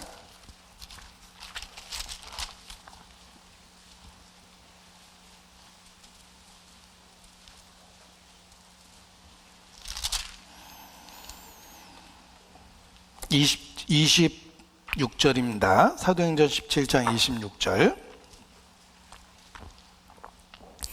인류의 모든 족속을 한 혈통으로 만드사 온 땅에 거하게 하시고 저희 연대를 정하시며 거주의 경계를 하나셨으니 이는 사람으로 하나님을 혹 더듬어 찾아 발견케 하려 하심이로되 그는 우리 각 사람에게서 멀리 떠나 계시지 아니하도다. 우리가 그를 힘입어 살며 기동하며 있느니라. 자, 그는 우리 각 사람에게서 멀리 떠나 계시지 않습니다. 하나님을 더듬어 찾아 발견케 하기 위해서 지금도 기다리고 계십니다. 우리 각 사람에게서 멀리 떠나 계시지 않습니다. 어떤 분은 기도할 때 하나님이 멀리 계신 것처럼 기도하는 분들이 계십니다. 우리 기도원 같은 데 가보면 큰 소리로 하나님을 찾는 그 경우가 있습니다. 기도할 때 보면 쥐야! 저 옆 동네에 있는 것처럼 막 부르고 그럽니다. 그러나 성경의 하나님은 우리 각 사람에게서 멀리 떠나 계시지 않습니다. 가까이 계세요. 나에 대해서 다 아세요. 왜냐하면 하나님은 사랑이시기 때문에 그렇습니다. 자식을 사랑하는 어머니는 마음이 항상 아이에게 가 있고 아무리 설거지하고 일을 하고 있어도 온통 관심이 아이에게 가 있습니다. 아이가 뒤척거리면 금방 알고, 아이가 콜록콜록 기침하면 같은 박자로 심장이 뜁니다. 부모와 자식은 마치 연결해 놓은 것과 같이 보이지 않는 끈이 있습니다. 고통을 같이 느껴요. 하나님은 우리 각 사람에게서 멀리 떠나 계시지 않습니다. 우리가 찾으면 만나주세요. 찬송의 가사입니다. 하나님 사랑의 눈으로 너를 어느 때나 바라보시고 하나님 인자한 귀로서 언제나 너에게 기울이시니 어두움에 밝은 빛을 비춰주시고 너의 작은 신음에도 응답하시니 너는 어느 곳에 있든지 주를 향하고 주만 바라볼지라. 너의 작은 신음소리에도 응답하시고 우리를 사랑하시기 때문에 그렇습니다. 각 사람에게서 멀리 떠나 계신 게 아닙니다. 삭개오라는 키가 작은 사람이 있었습니다. 예수님을 한번 보고 싶었는데 집 앞을 지나가고 있답니다. 나와서 살펴봤는데 키가 작아서 보이질 않습니다.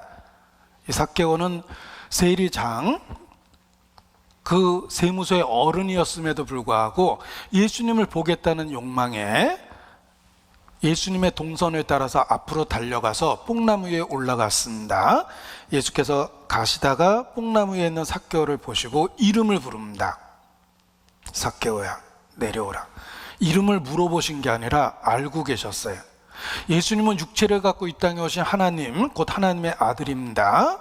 삭개오를 이름으로 알고 있었던 거예요. 그가 어떻게 살아왔는지, 거기 왜 올라가 있는지 이미 알고 있었어요. 삭개오야, 내려오라. 내가 오늘 네 집에 유하여야 되겠다. 삭개오가 얼마나 기뻤는지 예수님을 영접하고 재산의 절반을 가난한 자에게 주겠다고 선언합니다.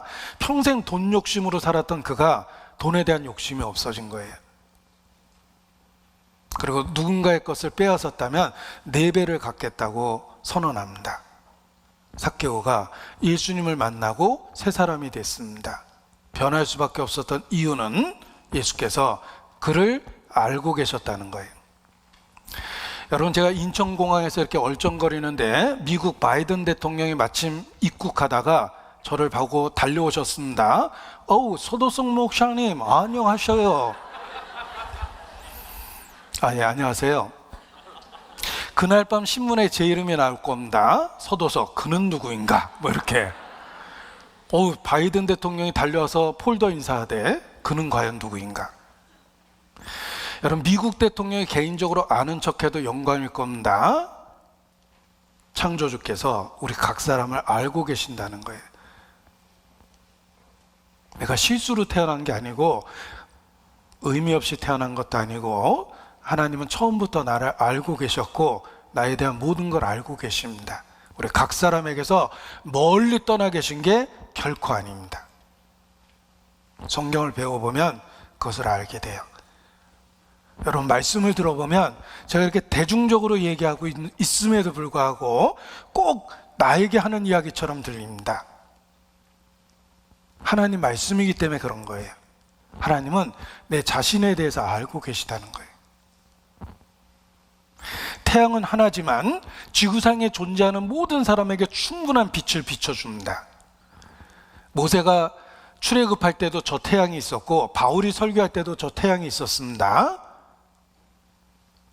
그와 같이 하나님은 한 분이시지만 우리 모두에게 충분한 은혜와 사랑과 관심을 주신다는 거예요. 하나의 태양이 우리 모두에게 충분한 역할을 하는 것처럼 하나님은 우리 각 사람에 대해서 다 알고 계신다는 것입니다. 성경을 더 배워보십시오. 수천 년 전에 이미 기록된 성경 속에 내가 어떻게 살아왔는지, 내가 무슨 고민을 하고 있는지, 어떤 고통을 받고 있는지, 내가 얼마나 많은 눈물을 흘렸는지 하나님은 알고 이해하고 그리고 우리에게 말씀하십니다. 우리 각 사람에게서 멀리 떠나 계신 게 결코 아닙니다. 성경을 배우면 그 하나님을 만나게 됩니다. 개인적으로, 체험적으로, 경험적으로 만나게 됩니다. 그걸 거듭난다고 그러는 것입니다. 말씀으로 거듭납니다. 진리의 말씀으로 하나님은 우리 각 사람을 낳으십니다. 그래서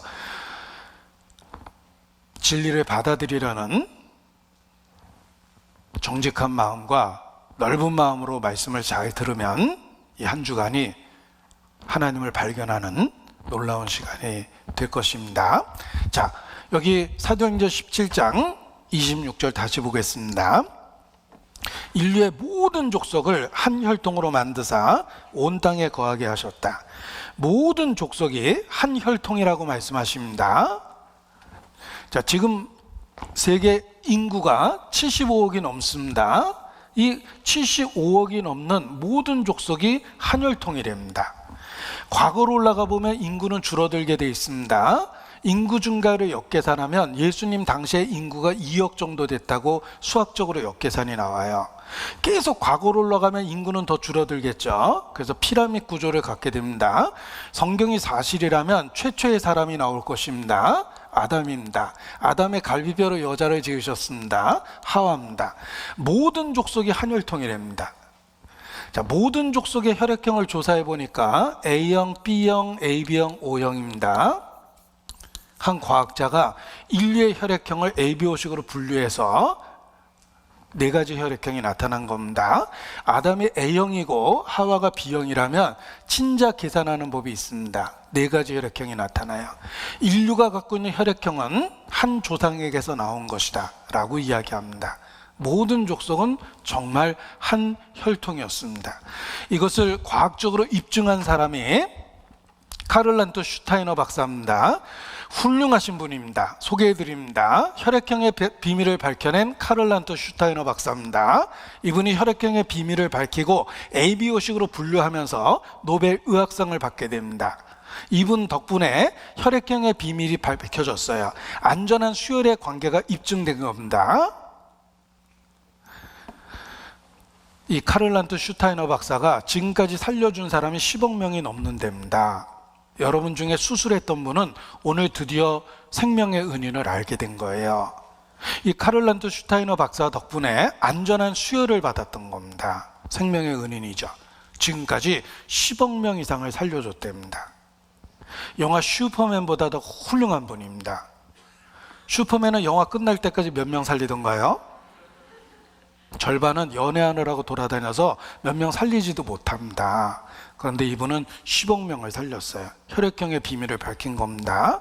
놀라운 건 혈액형의 비밀을 밝혀놓고 보니까 성경이 사실이었어요. 모든 족속을 한 혈통으로 만든 게 사실이었습니다. 그전에는 진화론을 믿었습니다. 진화론은 균일서를 바탕으로 해요. 여러 독립된 원숭이가 분화 독립해 진화됐다고 이야기합니다. 균일설은 틀렸습니다. 인간은 한 조상에게서 나온 거예요. 혈액형으로 입증할 수 있습니다. 성경이 사실이었던 거예요. 그래서 혈액형의 비밀을 통해서 성경의 사실성을 오히려 입증한 겁니다. 여기 혈액형에 대한 이야기를 좀 드려보겠습니다. 자, 이렇게 다양한 종족이 있지만 과거로 올라가 보면 원 블러드, 한 혈통이라고 이야기합니다. 이런 외모의 차이는 기후, 환경, 음식에 의한 변화며 모든 사람들은 밀접하게 관련되어 있다. 보십시오. 유전적 거리가 가깝다고 이야기하는데 사람의 체온은 36.5도입니다. 따라서 더운 지방에 살면 체온을 발산해서 체온을 유지해야 되고 추운 나라에 살면은 역시 체온은 36.5도죠. 체온을 보호해서 체온 유지를 해야 돼요. 따라서 추운 데서 살게 되면 콧구멍이 얇아집니다. 들어가는 공기의 양을 조절해서 체온을 유지하느라고 콧구멍이 얇은 초생딸 모양이 되고 더운 지역에 살면 콧구멍이 커져요. 체온 유지를 위해서. 그리고 호흡을 코로만은 다 못하니까 입으로 숨을 쉬다 보니까 입이 이렇게 나오게 돼 있어요. 더운 지방에 사는 사람은. 어린 시절에 축농증 걸려가지고 숨을 입으로 쉰 아이는 입이 나옵니다. 제가 그렇거든요. 예.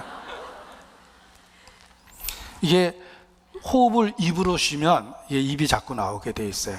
그리고 춥고 덥고 하는 그 기온의 차이가 심하면 우리 얼굴이 요철이 줄어들고 이렇게 모여들게 돼 있습니다. 동상을 막아주는 거예요. 서양 사람은 추운 겨울에 돌아다니는 거 보면 코하고 볼때기가 빨개서 돌아다니죠. 그런 얼굴은 쉽게 동상에 걸리지만 이런 얼굴은 사계절 다 견뎌낼 수가 있어요. 요철의 차이가 적거든요. 우리나라 사람이 유니폼을 입으면 서양 사람이 못 알아봐요. 다 그 얼굴이 그 얼굴처럼 보입니다. 그런데 이런 얼굴은 기온의 차이에 쉽게 적응이 되는 얼굴이에요. 자부심을 갖고 살아야 돼요. 하나님이 사계절용으로 만드셔서 전 세계 어디서나 적응이 되게 해주신 겁니다. 자, 외모의 차이는 기후, 환경, 음식에 의한 변화다. 유전적 거리는 가깝다. 그것이 혈액형을 통해서 밝혀진 사실입니다. 그래서 모든 사람 밀접하게 관련이 있다. ABO식으로 분류되는 혈액형은 결국은 인류의 조상이 하나라는 결정적인 답이 됩니다.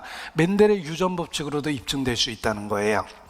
인류는 한 어머니에서 탄생했다. 미국 학자들 유전자 연구에서 동시다발 진화설 뒤엎었다. 인류는 한 여자로부터 왔다. 미토콘드리아 유전인자가 모녀간에만 내린다고 그랬는데 놀라운 사실이 있습니다. 전 세계 147명의 산모의 태반을 수집했습니다. 그 산모의 태반 안에는 어머니가 딸에게 유전해 줄 수 있는 특별한 유전인자가 있는데 그 미토콘드리아 DNA입니다. 전 세계 147명의 산모의 태반을 수집 분석해서 미토콘드리아 DNA가 같은 형태면 인류의 조상이 하나라는 결정적인 증거가 됩니다. 전 세계 147명의 산모의 태반을 수집했습니다. 그 결과가 중요하기 때문에 뉴스위크가 연구 자금을 대고 결과를 독점 보도했습니다. 결과가 나왔습니다. 전 세계에 충격을 줬어요. 147명의 산모의 태반 안에 있는 미토콘드리아 DNA는 같은 형태였어요. 인류의 조상은 하나다. 우리는 그 최초의 여자를 기꺼이 이브라고 부르겠다. 그래서 미토콘드리아 이브라는 말이 나온 겁니다. 성경의 사실이었어요. 정말 인류는 한 혈통에서 시작된 겁니다. 아담과 하와의 후손이에요. 미토콘드리아 DNA에 대한 이야기를 여기 설명드리겠습니다. 유명한 이야기입니다. 은 과학의 발전으로 알아낸 전 세계 모든 사람의 DNA를 역추적해서 알아낸 단 한 명의 여자, 즉 단 한 명으로부터 시작한 어머니, 미토콘드리아의 이브에 대해서 함께 나눠보겠습니다. 여러분, DNA의 99.5%는 인간의 세포 핵 속에 들어있습니다. 암호화된 정보가 담긴 끈이 인간의 신체의 비밀을 담고 있습니다. 쉽게 말하면 인간의 설계도라고 할 수 있습니다. 우리는 이 DNA의 반은 어머니로부터, 나머지 반은 아버지로부터 받습니다. 하지만 서로 섞이기 때문에 확실히 딱 누구로부터 받은 건지는 알 수 없죠. 하지만 미토콘드리아 DNA라는 것은 다릅니다. 이 미토콘드리아 DNA는 특별히 세포 핵의 바깥에 위치해 있으면서 우리 몸에 반드시 필요한 에너지를 만드는 세포 핵 속에 있는 작은 발전소 같은 것입니다. 중요한 것은 세포 핵 속에 있으니 세포보다 더 작고 작은 이 미토콘드리아, 그 안은 우리가 아는 그 어떤 복잡한 발전소보다 완벽하게 시스템되어 있는 발전소입니다. 이런 미토콘드리아는 남녀인간 우리 모두의 몸에 들어있지만 이 미토콘드리아 DNA는 앞에 말씀드린 일반적인 DNA와는 달리 이 미토콘드리아 DNA는 오직 어머니에게서만 유전이 됩니다. 과학자들은 미토콘드리아 DNA는 거의 변화하지 않기 때문에 인간의 족보를 파악하는데 사용할 수 있는 증거가 되고 또 인류의 기원까지도 살펴볼 수가 있게 되는 것이죠. 자, 화면을 보시겠습니다. 보시면 제 몸에 있는 이 미토콘드리아는 저의 어머니에게서 왔고 저의 어머니의 미토콘드리아는 외할머니에게서 왔고 이런 식으로 어머니의 어머니를 따라 거슬러 올라가면 인류의 시작인 미토콘드리아의 이브를 우리는 만날 수 있게 됩니다. 그래서 우리가 지금 겉으로 보기에는 전 세계 사람들이 매우 달라 보이고 문화적으로 다르게 살고 있지만 유전적 관점에서 보자면 우리 모두가 한 가족이라는 이야기입니다. 그래서 이 미토콘드리아 DNA에 대한 연구는 1987년부터 시작되었습니다. 버클리의 학자들이 미토콘드리아 DNA에 대한 연구를 시작했죠. 이 학자들은 전 세계 서로 다른 나라에 살고 있는 147명의 미토콘드리아 DNA 샘플을 채취해서 그것들을 비교했습니다. 근데 너무너무 놀라운 연구 결과가 나왔습니다. 전 세계, 그러니까 서로 멀리 떨어져 있는 다른 나라, 다른 지역에 살고 있는 다른 인종들이 단 한 명의 여성에서 시작되었다는 연구 결과가 나온 것입니다. 그 학자들은 그 결과를 받아들이기 어려울 정도로 이해할 수가 없었습니다. 왜냐하면 그들의 머릿속은 이미 진화론이라는 편견에 갇혀 있었기 때문이죠. 이것은 그들이 생각할 때 진화론이 맞다면 이것과 반대의 결과가 나와야 하는데 실제 연구 결과는 창조론의 손을 들어주었기 때문입니다. 그래서 학계에서는 그 전 세계의 모든 인류 최초의 어머니를 미토콘드리아 이브라고 부르게 되었습니다. 창세기 2장입니다. 21절. 창세기 2장 21절. 창세기 2장 21절. 제가 화면을 통해서도 보여드리겠습니다. 여호와 하나님이 아담을 깊이 잠들게 하시니 잠들매 그가 그 갈빗대 하나를 취하고 살로 대신 채우시고, 여자를 갈빗대로 만들으셨는데 어떤 외과 의사는 살로 대신 채우셨다는 구조를 보고 충격을 받았습니다. 그가 알고 있는 의학적 상식은 우리 몸에 외과적 수술이 있었을 때 빈 공간이 있으면 치명적이기 때문에 절대로 빈 공간이 있으면 안 된답니다. 하나님은 최고의 의사죠. 살로 대신 채우셨어요. 어떻게 이렇게 기록할 수 있었을까라고 관심을 갖게 됐답니다. 자, 여자를 남자의 갈비뼈로 만들었다고 그랬는데 우리 몸에는 206개의 뼈가 있습니다. 그리고 24개의 갈비뼈가 있어요. 왜냐하면 12쌍이기 때문에. 그런데 놀라운 사실이 있습니다. 오직 갈비뼈만이 다시 재생 가능하다라고 이야기합니다. 이거 한번 들어보세요. 아담은 흙으로 창조되었고 이브는 아담의 갈비뼈로 만들어졌는데 206개의 뼈 중에 24개가 갈비뼈라고 되어 있죠. 이 206개의 뼈는 하나하나 설계되어 있어서 인체를 구성하게 되는데 우리 몸의 뼈는 하나하나 들여다보면 기가 막힐 정도로 설계되어 있는 겁니다. 집을 지을 때 여러 크기의 나무 기둥이 필요한 것처럼 인간의 뼈가 그와 같다는 거예요. 그런데 이 24개의 뼈 중에 갈비뼈만이 제대로 수술하여 잘라내면 자라날 수 있는 유일한 뼈라고 이야기합니다. 그래서 이 갈비뼈에 대한 이야기를 한번 여기 들어보십시오. Yet most of our other bones do not regenerate. It is specifically the rib bones, not arm bones, not leg bones. It is the rib bones that regenerate. Why? 오직 갈비뼈만이 다시 재생될 수 있다. 왜? 하나님이 그 갈비뼈로 여자를 지으셨습니다. 그리고 여기 다시 성경 구절을 보여드리겠습니다. 여호와 하나님이 아담에게 취하신 그 갈빗대로 여자를 만드시고 그를 아담에게로 이끌어 오시니 라고 말씀하셨는데, 아담이 가로되 이는 내 뼈 중에 뼈요 살 중에 살이라. 이것을 남자에게서 취하였은즉 여자라 칭하리라. 자, 하나님이 여자를 만드시는 그때 아담을 깊이 잠들게 했답니다. 얼마나 깊이 잠들었으면 갈비뼈를 뼈도 몰랐을까. 여기 한 크리스찬은 이 말씀 속에서 큰 감동을 받았습니다. 바로 제임스 심슨이라는 사람입니다. 하나님이 깊이 잠들게 했다면 깊이 잠들게 하는 물질이 있을 거야. 그 전에는 마취제가 없었기 때문에 수술을 하면 자갈을 물리고 사지를 묶고 수술했답니다. 어마어마한 통증을 경험해야 했는데 하나님이 잠들게 했다면 그런 물질이 있을 거라는 확신 가운데 그 물질을 찾기 시작했는데 놀랍게도 클로로포름이라는 마취제를 찾아냅니다. 한 크리스찬이 성경 말씀을 믿고 그러한 깊이 잠들게 하는 물질을 찾아낸 겁니다. 그것이 바로 클로로포름입니다. 그래서 크리스찬이 인류에게 끼친 그 영향 중에 마취제에 대한 항목도 있다는 것입니다. 이 성경 말씀을 통해서 영감을 얻은 거예요. 자, 하나님은 이와 같이 아담을 지으시고 한 혈통 아담에게서 하와를 지으셔서 인류를 하나씩 하나씩 만들어 가신 겁니다. 사람이 특별하다는 것을 보여주신 것입니다. 그리고 그 아담과 하와가 살았던 곳을 에덴 동산이라고 그러는데, 사람들은 에덴 동산 그러면 신화나 전설처럼 여깁니다. 마치 동양의 무릉도원, 어디 있는지 모르시죠? 또는 서양의 유토피아, 유토피아라는 말 자체가 어원이 존재하지 않는 이란 뜻이에요. 존재하지 않는 유토피아처럼 생각합니다. 그러나 성경은 에덴 동산의 실제 위치를 정확하게 기록하고 있습니다.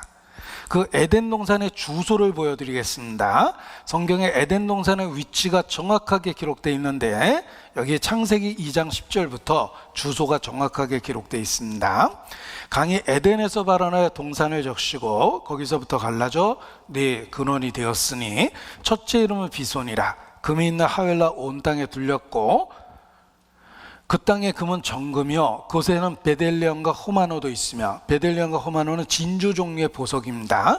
둘째 강의 이름은 기혼이라. 그 온 땅에 둘렸고 셋째 강의 이름은 히데길이라. 아수르 동편으로 흐르며 넷째 강의 이름은 유브라데더라. 자, 에덴 동산의 위치가 기록되어 있는데 4개의 강이 있답니다. 이 4개의 강 중에 지금도 알 수 있는 강은 세 번째와 네 번째예요. 히데겔과 유브라데입니다. 자, 히데겔이라는 말을 영어로 읽으면 티그리스라고 하는 티그리스 강이며, 유브라데를 영어로 읽으면 유프라데스입니다. 바로 인류 문명이 시작했다고 하는 그곳입니다.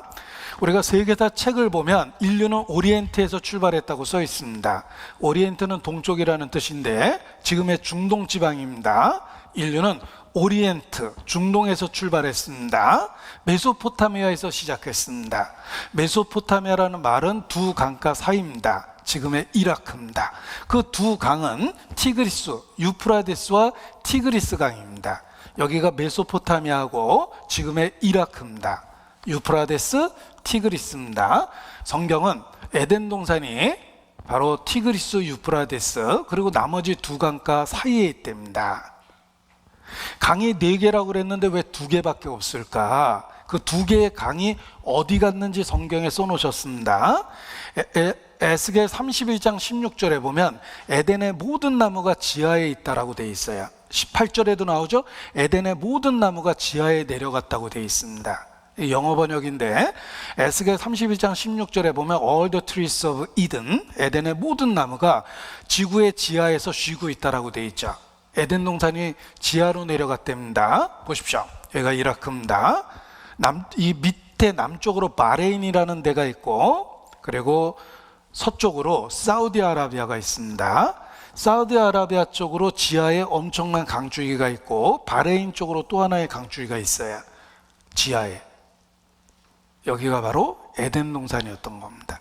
그리고 바레인의 사르라는 지역은 천연의 진주 양식지예요. 베델레헴과 호마노가 많이 난다고 그랬죠? 에덴 동산은 사실이었어요. 지금의 중동 지방입니다. 이 중동 지방에서 세계 석유의 70% 이상이 이곳에서 나옵니다. 여러분, 석유는 유기물질입니다. 유기물질인 석유가 왜 사막에서 나오는 걸까? 옛날에는 사막이 아니었다는 뜻이에요. 자, 이건 국제자원론이라고 그 전공 과목에 있었던 겁니다. 석유에 대한 이야기입니다. 석유가 시추봉을 꽂으면 2만 psi의 압력 이상으로 석유가 빵 하고 터집니다. 어떤 기계장치 없이 그냥 압력으로 터지는 거예요. 빵빵하게 불어오는 풍선에 바늘로 찌르면 빵 하고 터지죠. 석유가 그렇습니다. 지하에 2만 psi의 압력으로 들어있는데, 이런 압력은 절대로 10,000년 이상이 될 수가 없다고 이야기합니다. 왜냐하면 그 압력이 지표 사이로 조금씩 빠지기 때문에 그렇습니다. 축구공에다가 공기를 빵빵하게 불어넣어도 6개월만 지나면 공기 빠져 있죠? 공기 입자가 고무 입자 사이로 빠지는 거예요. 하물며 땅 속에 있는 그 엄청난 압력은 조금씩 지표 사이로 빠집니다.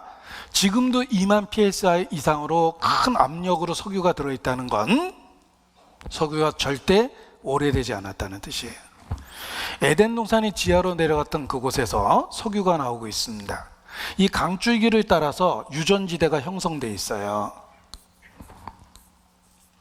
에덴 동산이 지하로 내려갔고 그 증거와 흔적으로 유기물질인 석유가 사막에서 나오고 있는 겁니다.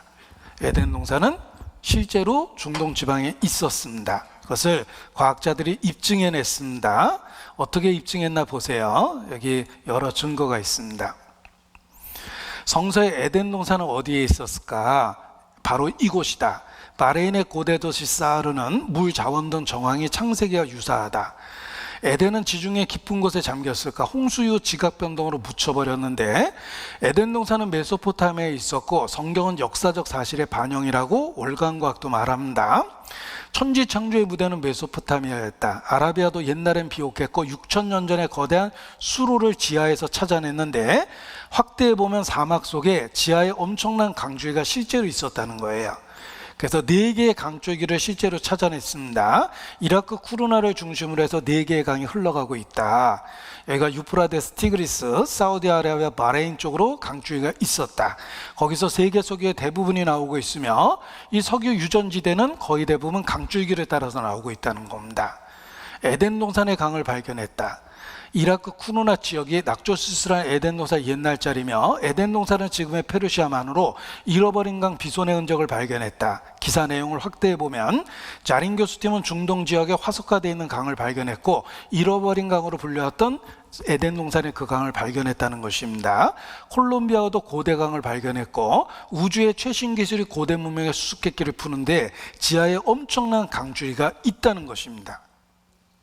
에덴 동산은 사실이었어요.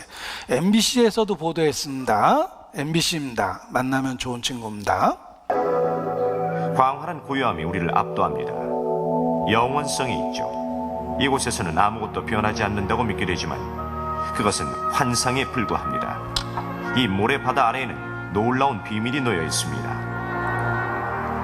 1981년 모래사막 225km 상공에서 우주왕복선 콜롬비아호는 이 사막을 내려다보고 특수 사진 촬영을 했습니다.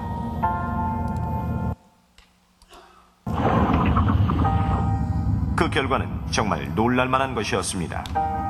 적외선 촬영은 평평하고 황폐한 넓은 모래면 대신 산과 강, 계곡을 드러냈습니다.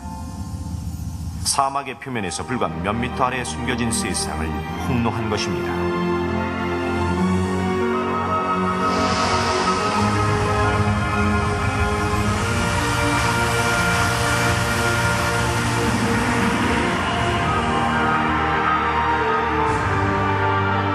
한때 푸른 강구와 초원을 가진 비옥한 사바나 지역이었음이 드러났습니다. 에덴 동산은 실제로 중동의 지하에 그대로 있다는 것입니다. 성경은 인류 역사의 최초의 역사를 정확하게 우리에게 알려주고 있는 것입니다. 자, 에덴 동산은 아름답고 완전한 곳이었습니다. 그런데 왜 현재 우리가 살고 있는 세계에는 재난이 있고 사건, 사고가 있고 우리의 삶 속에 고통이 있고 불행과 슬픔이 있는 걸까? 성경은 인간이 하나님께 범죄하고 하나님 앞에 쫓겨났다라고 이야기합니다. 에덴 동산에서 범죄해서 인간이 에덴 동산에서 쫓겨난 겁니다. 낙원을 잃어버린 겁니다. 에덴의 동쪽이라는 표현도 씁니다. 에덴 동산에서 쫓겨나서 동편 땅으로 쫓겨난 거예요. 그것을 최초의 범죄, 원죄라고 이야기하는데 여기 최초의 범죄 사건에 대한 것을 살펴보도록 하겠습니다. 자, 에덴 동산에서 어떤 일이 있었는지 한번 보십시오. 하나님이 에덴 동산을 창설하고 사람을 거기 두셨습니다. 그리고 에덴 동산 중앙에 생명나무와 선악과를 만드셨습니다. 그리고 선악을 알게 하는 나무의 실과를 먹지 마라 라고 명령하셨습니다. 자, 어떤 사람은 왜 이렇게 먹지 말라고 하는, 먹으면 죽는다는 선악과를 왜 만드셨을까? 그것도 동산 중앙에 왜 만들었을까라고 의문을 제기합니다. 아버지가 아들에게 권총에다 장전해 놓고 방 한복판에 놓고, 야, 아빠 나갔을 때 이거 너 쏘면 죽는다. 그러고 나가면 어떡하냐. 위험한 건 치워야지. 하나님이 먹으면 죽는 선악과를 왜 동산 중앙에 만들었느냐. 이렇게 항의하는 사람이 있습니다. 그리고 하나님이 만드셨다면 먹으려고 그랬을 때 말렸어야지. 다 먹고 나니까 나타나서 먹었냐 그러면 어떡하냐. 말리셨어야지. 그리고 사실 하나님이 지혜롭다면 먹을 줄 아셨을 텐데 왜 그걸 만들었을까? 이런 의문을 갖습니다. 그런데 중요한 건 인간에게 자유의지를 주셨고 선택의 기회를 주셨다는 겁니다. 또한 먹으면 죽는 선악과만 만든 게 아니라 생명나무를 함께 만드신 거예요. 에덴 동산에는 생명나무가 있었고 먹으면 죽는 선악과가 있었습니다. 보라, 내가 너희 앞에 생명과 사망을 두었다. 축복과 저주를 두었다. 천국이 있고 지옥이 있고 축복이 있고 저주가 있습니다. 인간은 선택의 기로에 있는 겁니다. 인간에게 선택의 기회를 주셨다는 걸 나타냅니다. 그런데 불행하게도 인간은 에덴 동산에서 하나님이 먹지 말라고 하는 선악과를 먹고 하나님 앞에 쫓겨나게 됩니다. 그 사건을 성경에 기록해 주셨는데 이 선악과를 먹은 그 사건 뒤에 옛뱀, 마귀, 사단이라고 하는 온천하를 꿰는 자가 있었습니다. 그 옛뱀, 곧 마귀가 여자를 유혹합니다. 굉장히 달콤하게 불렀을 겁니다. 사모님 하고 불렀겠죠. 그리고 하나님이 먹지 말라고 하는 선악과를 먹으라고 유혹하고 최초의 거짓말을 합니다. 하나님은 정령 죽으리라. 마귀는 결코 죽지 아니하리라. 하나님의 형벌을 부정하는 거짓말을 합니다. 마귀의 최고의 거짓말은 하나님의 형벌을 부정하는 겁니다. 죽으면 끝이야. 심판? 그런 거 없어. 이 세상은 죽으면 끝이야. 천국, 지옥? 그런 거 없어. 이게 마귀의 오래된 거짓말입니다. 하나님의 심판을 부정해버리는 거예요. 그리고 하나님이 먹지 말라고 했던 그 선악과를 먹으라고 유혹을 합니다. 잡숴봐 하고 유혹합니다. 여자는 유혹을 받고 선악과를 먹었습니다. 그리고 그것을 남자에게도 주었어요. 자, 여자는 유혹을 받았고 직접적인 범죄를 했고 남자는 여자의 선택을 따른 겁니다. 어떤 범죄를 분석하면 주동자가 있고 단순 가담자가 있어요. 아담은 여자의 선택을 따른 거예요. 하나님 앞에 범죄했습니다. 선악과를 먹고 하나님 앞에 쫓겨나게 됩니다. 신락원 에덴 동산에서 쫓겨나게 됩니다. 죄를 짓고 하나님 앞에 저주를 받고 쫓겨나게 된 겁니다. 그래서 하나님과 인간의 관계가 그림으로 그리면 이렇게 된 거예요. 하나님과 우리 사이에 죄가 생긴 겁니다. 이 죄를 해결하는 것이 성경에서 말하는 구원입니다. 죄를 신학적으로 정확하게 정의하면 이렇게 말합니다. 죄는 하나님과의 깨어진 관계이다. 하나님하고의 관계가 깨진 거예요. 그림으로 표현하면 이렇습니다. 이 죄를 해결하고 하나님 앞에 평강을 되찾는 것, 이것이 바로 구원입니다. 성경은 예수 그리스도를 통해서 하나님과의 깨어진 관계가 회복된다고 말씀하십니다. 왜 예수 믿으면 천국에 가는 걸까?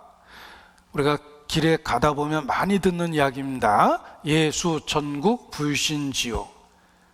그 이야기를 처음 들으면 마음에 반발이 생깁니다. 뭐 예수만 믿으면 천국 가냐? 그럼 뭐 지 마음대로 살다가 예수 믿으면 천국 가냐? 끔찍한 범죄자는 예수 믿었다고 천국 가고 억울한 피해자 살해당한 사람은 예수 안 믿었다고 지옥 가고 뭐 그런 법이 다 있어. 우리 마음에 그냥 예수 천국이라는 말만 들으면 이해하지 못합니다. 그런데 그 말에는 놀라운 비밀이 있습니다. 그 비밀을 아셔야 돼요. 아라비아의 로렌스라고 일컬어졌던 영국국 장교 로렌스가 중동에 하도 서로 치고받고 싸움만 하는 족장들을 초대해서 평화의 담을 주선했습니다. 사막의 그 작은 부족들이 서로 피투성이가 되도록 전쟁을 하니까 평화의 담을 주선해 준 겁니다. 그런데 평화의 담이 성공적으로 끝났습니다. 그 이유는 평생 사막에서 살았던 그들이 선진국의 1급 호텔에서 먹고 마시고 평화의 담을 했기 때문입니다.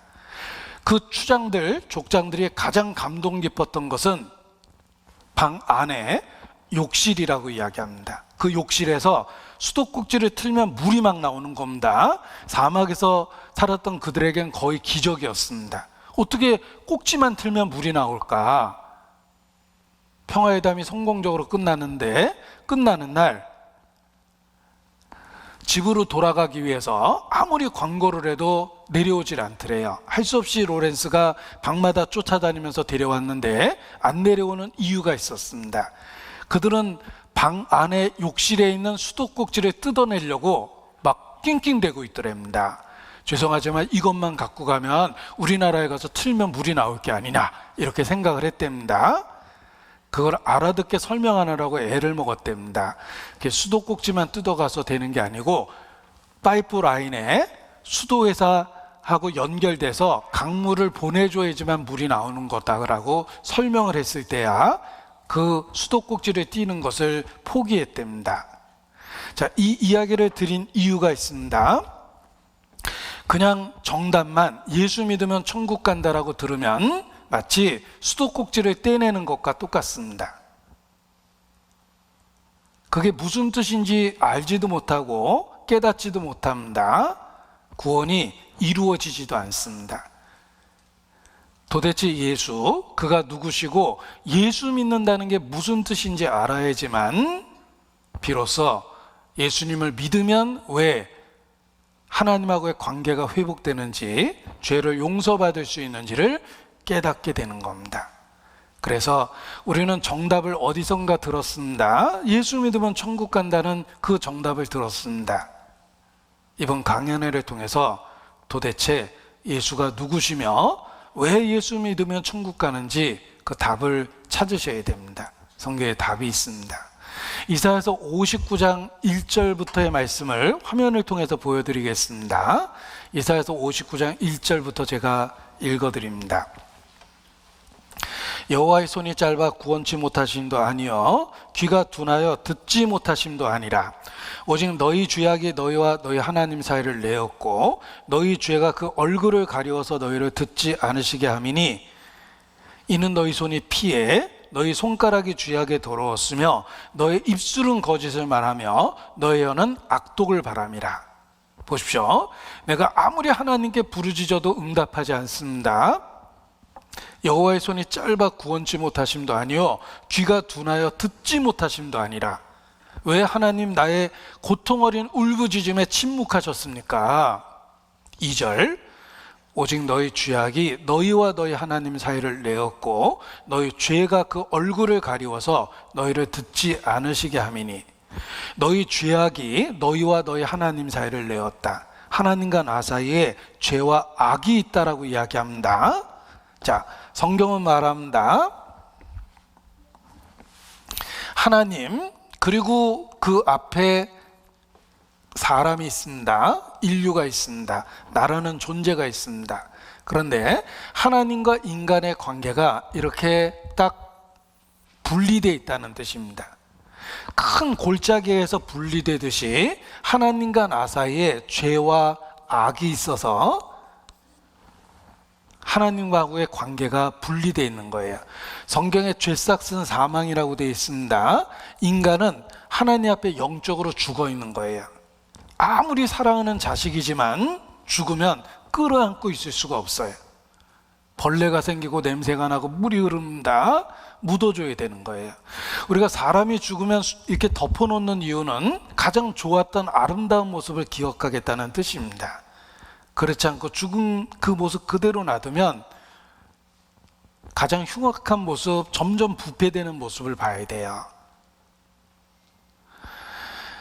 사랑하는 자식도 죽으면 끌어안고 있을 수가 없습니다. 산에 묻어줘야 돼요.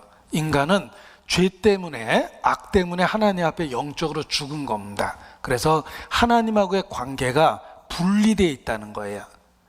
내가 아무리 하나님께 부르짖어도 하나님이 침묵하십니다. 못 들으신 게 아니에요. 하나님이 능력이 없어서 못 도와주는 게 아니라 너희의 죄와 악이 너희와 너희 하나님 사이를 내었다. 하나님과 우리 사이가 분리되어 있다는 겁니다. 유행가 가사에 당신과 나 사이에 저 바다만 없었더라면 쓰라린 이별은 없었을 텐데 바다가 육지라면, 뭐 이런 유행가가 있습니다. 하나님과 우리 사이에 바다 같은 죄가 있어요. 그래서 관계가 분리되어 있는 거예요. 그렇다면 어떻게 죄와 악을 해결하고 하나님하고의 분리된 관계를 다시 회복할 수 있을까? 화목할 수 있을까? 그것이 성경에서 말하는 구원입니다. 구원이라는 성경의 단어를 영어로 옮겼을 때 여러 단어를 쓰지만 그 중에 하나가 어토먼트라는 단어를 씁니다. 구원이라는 뜻을 갖고 있습니다. 어려운 단어지만 의미가 쉽습니다. at는 장소고 먼트는 명사형 어미이며, 여기 아는 단어 보이시죠? 원, 하나라는 뜻이에요. 하나님하고의 깨어진 관계가 다시 하나가 되는 것, 화목해 되는 것, 그것이 성경에서 말하는 구원입니다. 어떻게 인간이 구원을 얻을 수 있을까? 그 답이 성경에 있습니다. 구하고 찾고 두드리는 자에게 그 답을 주십니다. 너희가 나를 찾고 찾으면 나를 만나리라. 그는 각 사람에게서 멀리 떠나 계시지 않습니다. 성경은 인간이 하나님에 의해서 창조되었다고 이야기하며, 그러나 하나님하고의 언약 관계가 깨짐으로 말미암아 하나님과 분리되어 있다고 이야기합니다. 그렇다면 어떻게 그 죄를 해결할 수 있겠는가? 성경에 답이 있습니다. 하나님 없이 살면 하나님 없는 곳에 갑니다. 내가 그인 줄 깨닫지 못하면 너희 죄 가운데서 죽으리라. 하나님 없이 죽어야 돼요. 영원히 하나님하고의 관계가 분리돼 버리는 거예요. 자, 6.25가 끝나고 고아들이 많이 생겼습니다. 고아원에 가보면 고아들이 많이 있었는데 그 아이들이 학교 다니기 위해서 아침에 학교로 옵니다. 같이 공부할 때는 누가 고아원 아이인지 부모 있는 아이인지 구별이 안 되지만 학교가 끝나고 집 있는 아이, 부모 있는 아이들은 다 집으로 돌아갑니다. 그런데 운동장에, 해진 운동장에 쓸쓸하게 계속 앉아있는 아이들이 고아예요. 일찍 들어가도 일 시키니까 거기서 시간을 보내고 있었던 겁니다. 고아는 해가 지면 갈 데가 없어요. 영적인 고아가 그렇습니다. 하나님 없이 인생을 살면 어느 날 인생의 해가 질 때 갈 곳이 없다는 걸 알게 됩니다. 구원을 받으셔야 되는 거예요. 전부여 의지 없어서 손 들고 옵니다. 주 나를 박대하시면 나 어디 가리까. 초상집에서 많이 부르는 찬송입니다. 고아는 해가 지면 갈 곳이 없어요. 영적인 고아는 죽음 앞에서 갈 곳이 없습니다. 하나님을 잃어버리면 여러분은 다 잃어버리는 거예요. 도대체 인간이 어떻게 구원을 얻을 수 있을까? 너희가 나를 찾고 찾으면 나를 만나리라 약속해 주셨습니다. 오늘 둘째 날입니다. 성경을 계속해서 배우면 어떻게 하나님하고의 관계를 회복할 수 있는지, 어떻게 하나님하고의 관계가 화목될 수 있는지, 어떻게 어토먼트, 다시 하나가 되고 구원을 받을 수 있는지 그 답이 성경에 있습니다. 그래서 끝까지 낙오되지 않고 성경을 배우시기를 바랍니다. 기도하시겠습니다. 거룩하신 하나님, 오늘도 성경을 배울 수 있도록 은혜를 주셔서 감사합니다. 우리 모두를 붙잡아 주시고 진리로 이끌어 주시며 말씀을 듣기 전과 후에 분명한 변화를 주의 은혜로 주시기를 주님께 기도합니다. 헛되이 받지 않도록 주의 긍휼을 베풀어 주시옵소서. 주께 의지합니다. 고마우신 우리 구주 예수님 이름으로 기도합니다. 아멘. 네, 수고하셨습니다. 내일 이어서 말씀을 드리겠습니다. 안녕히 돌아가시 바랍니다.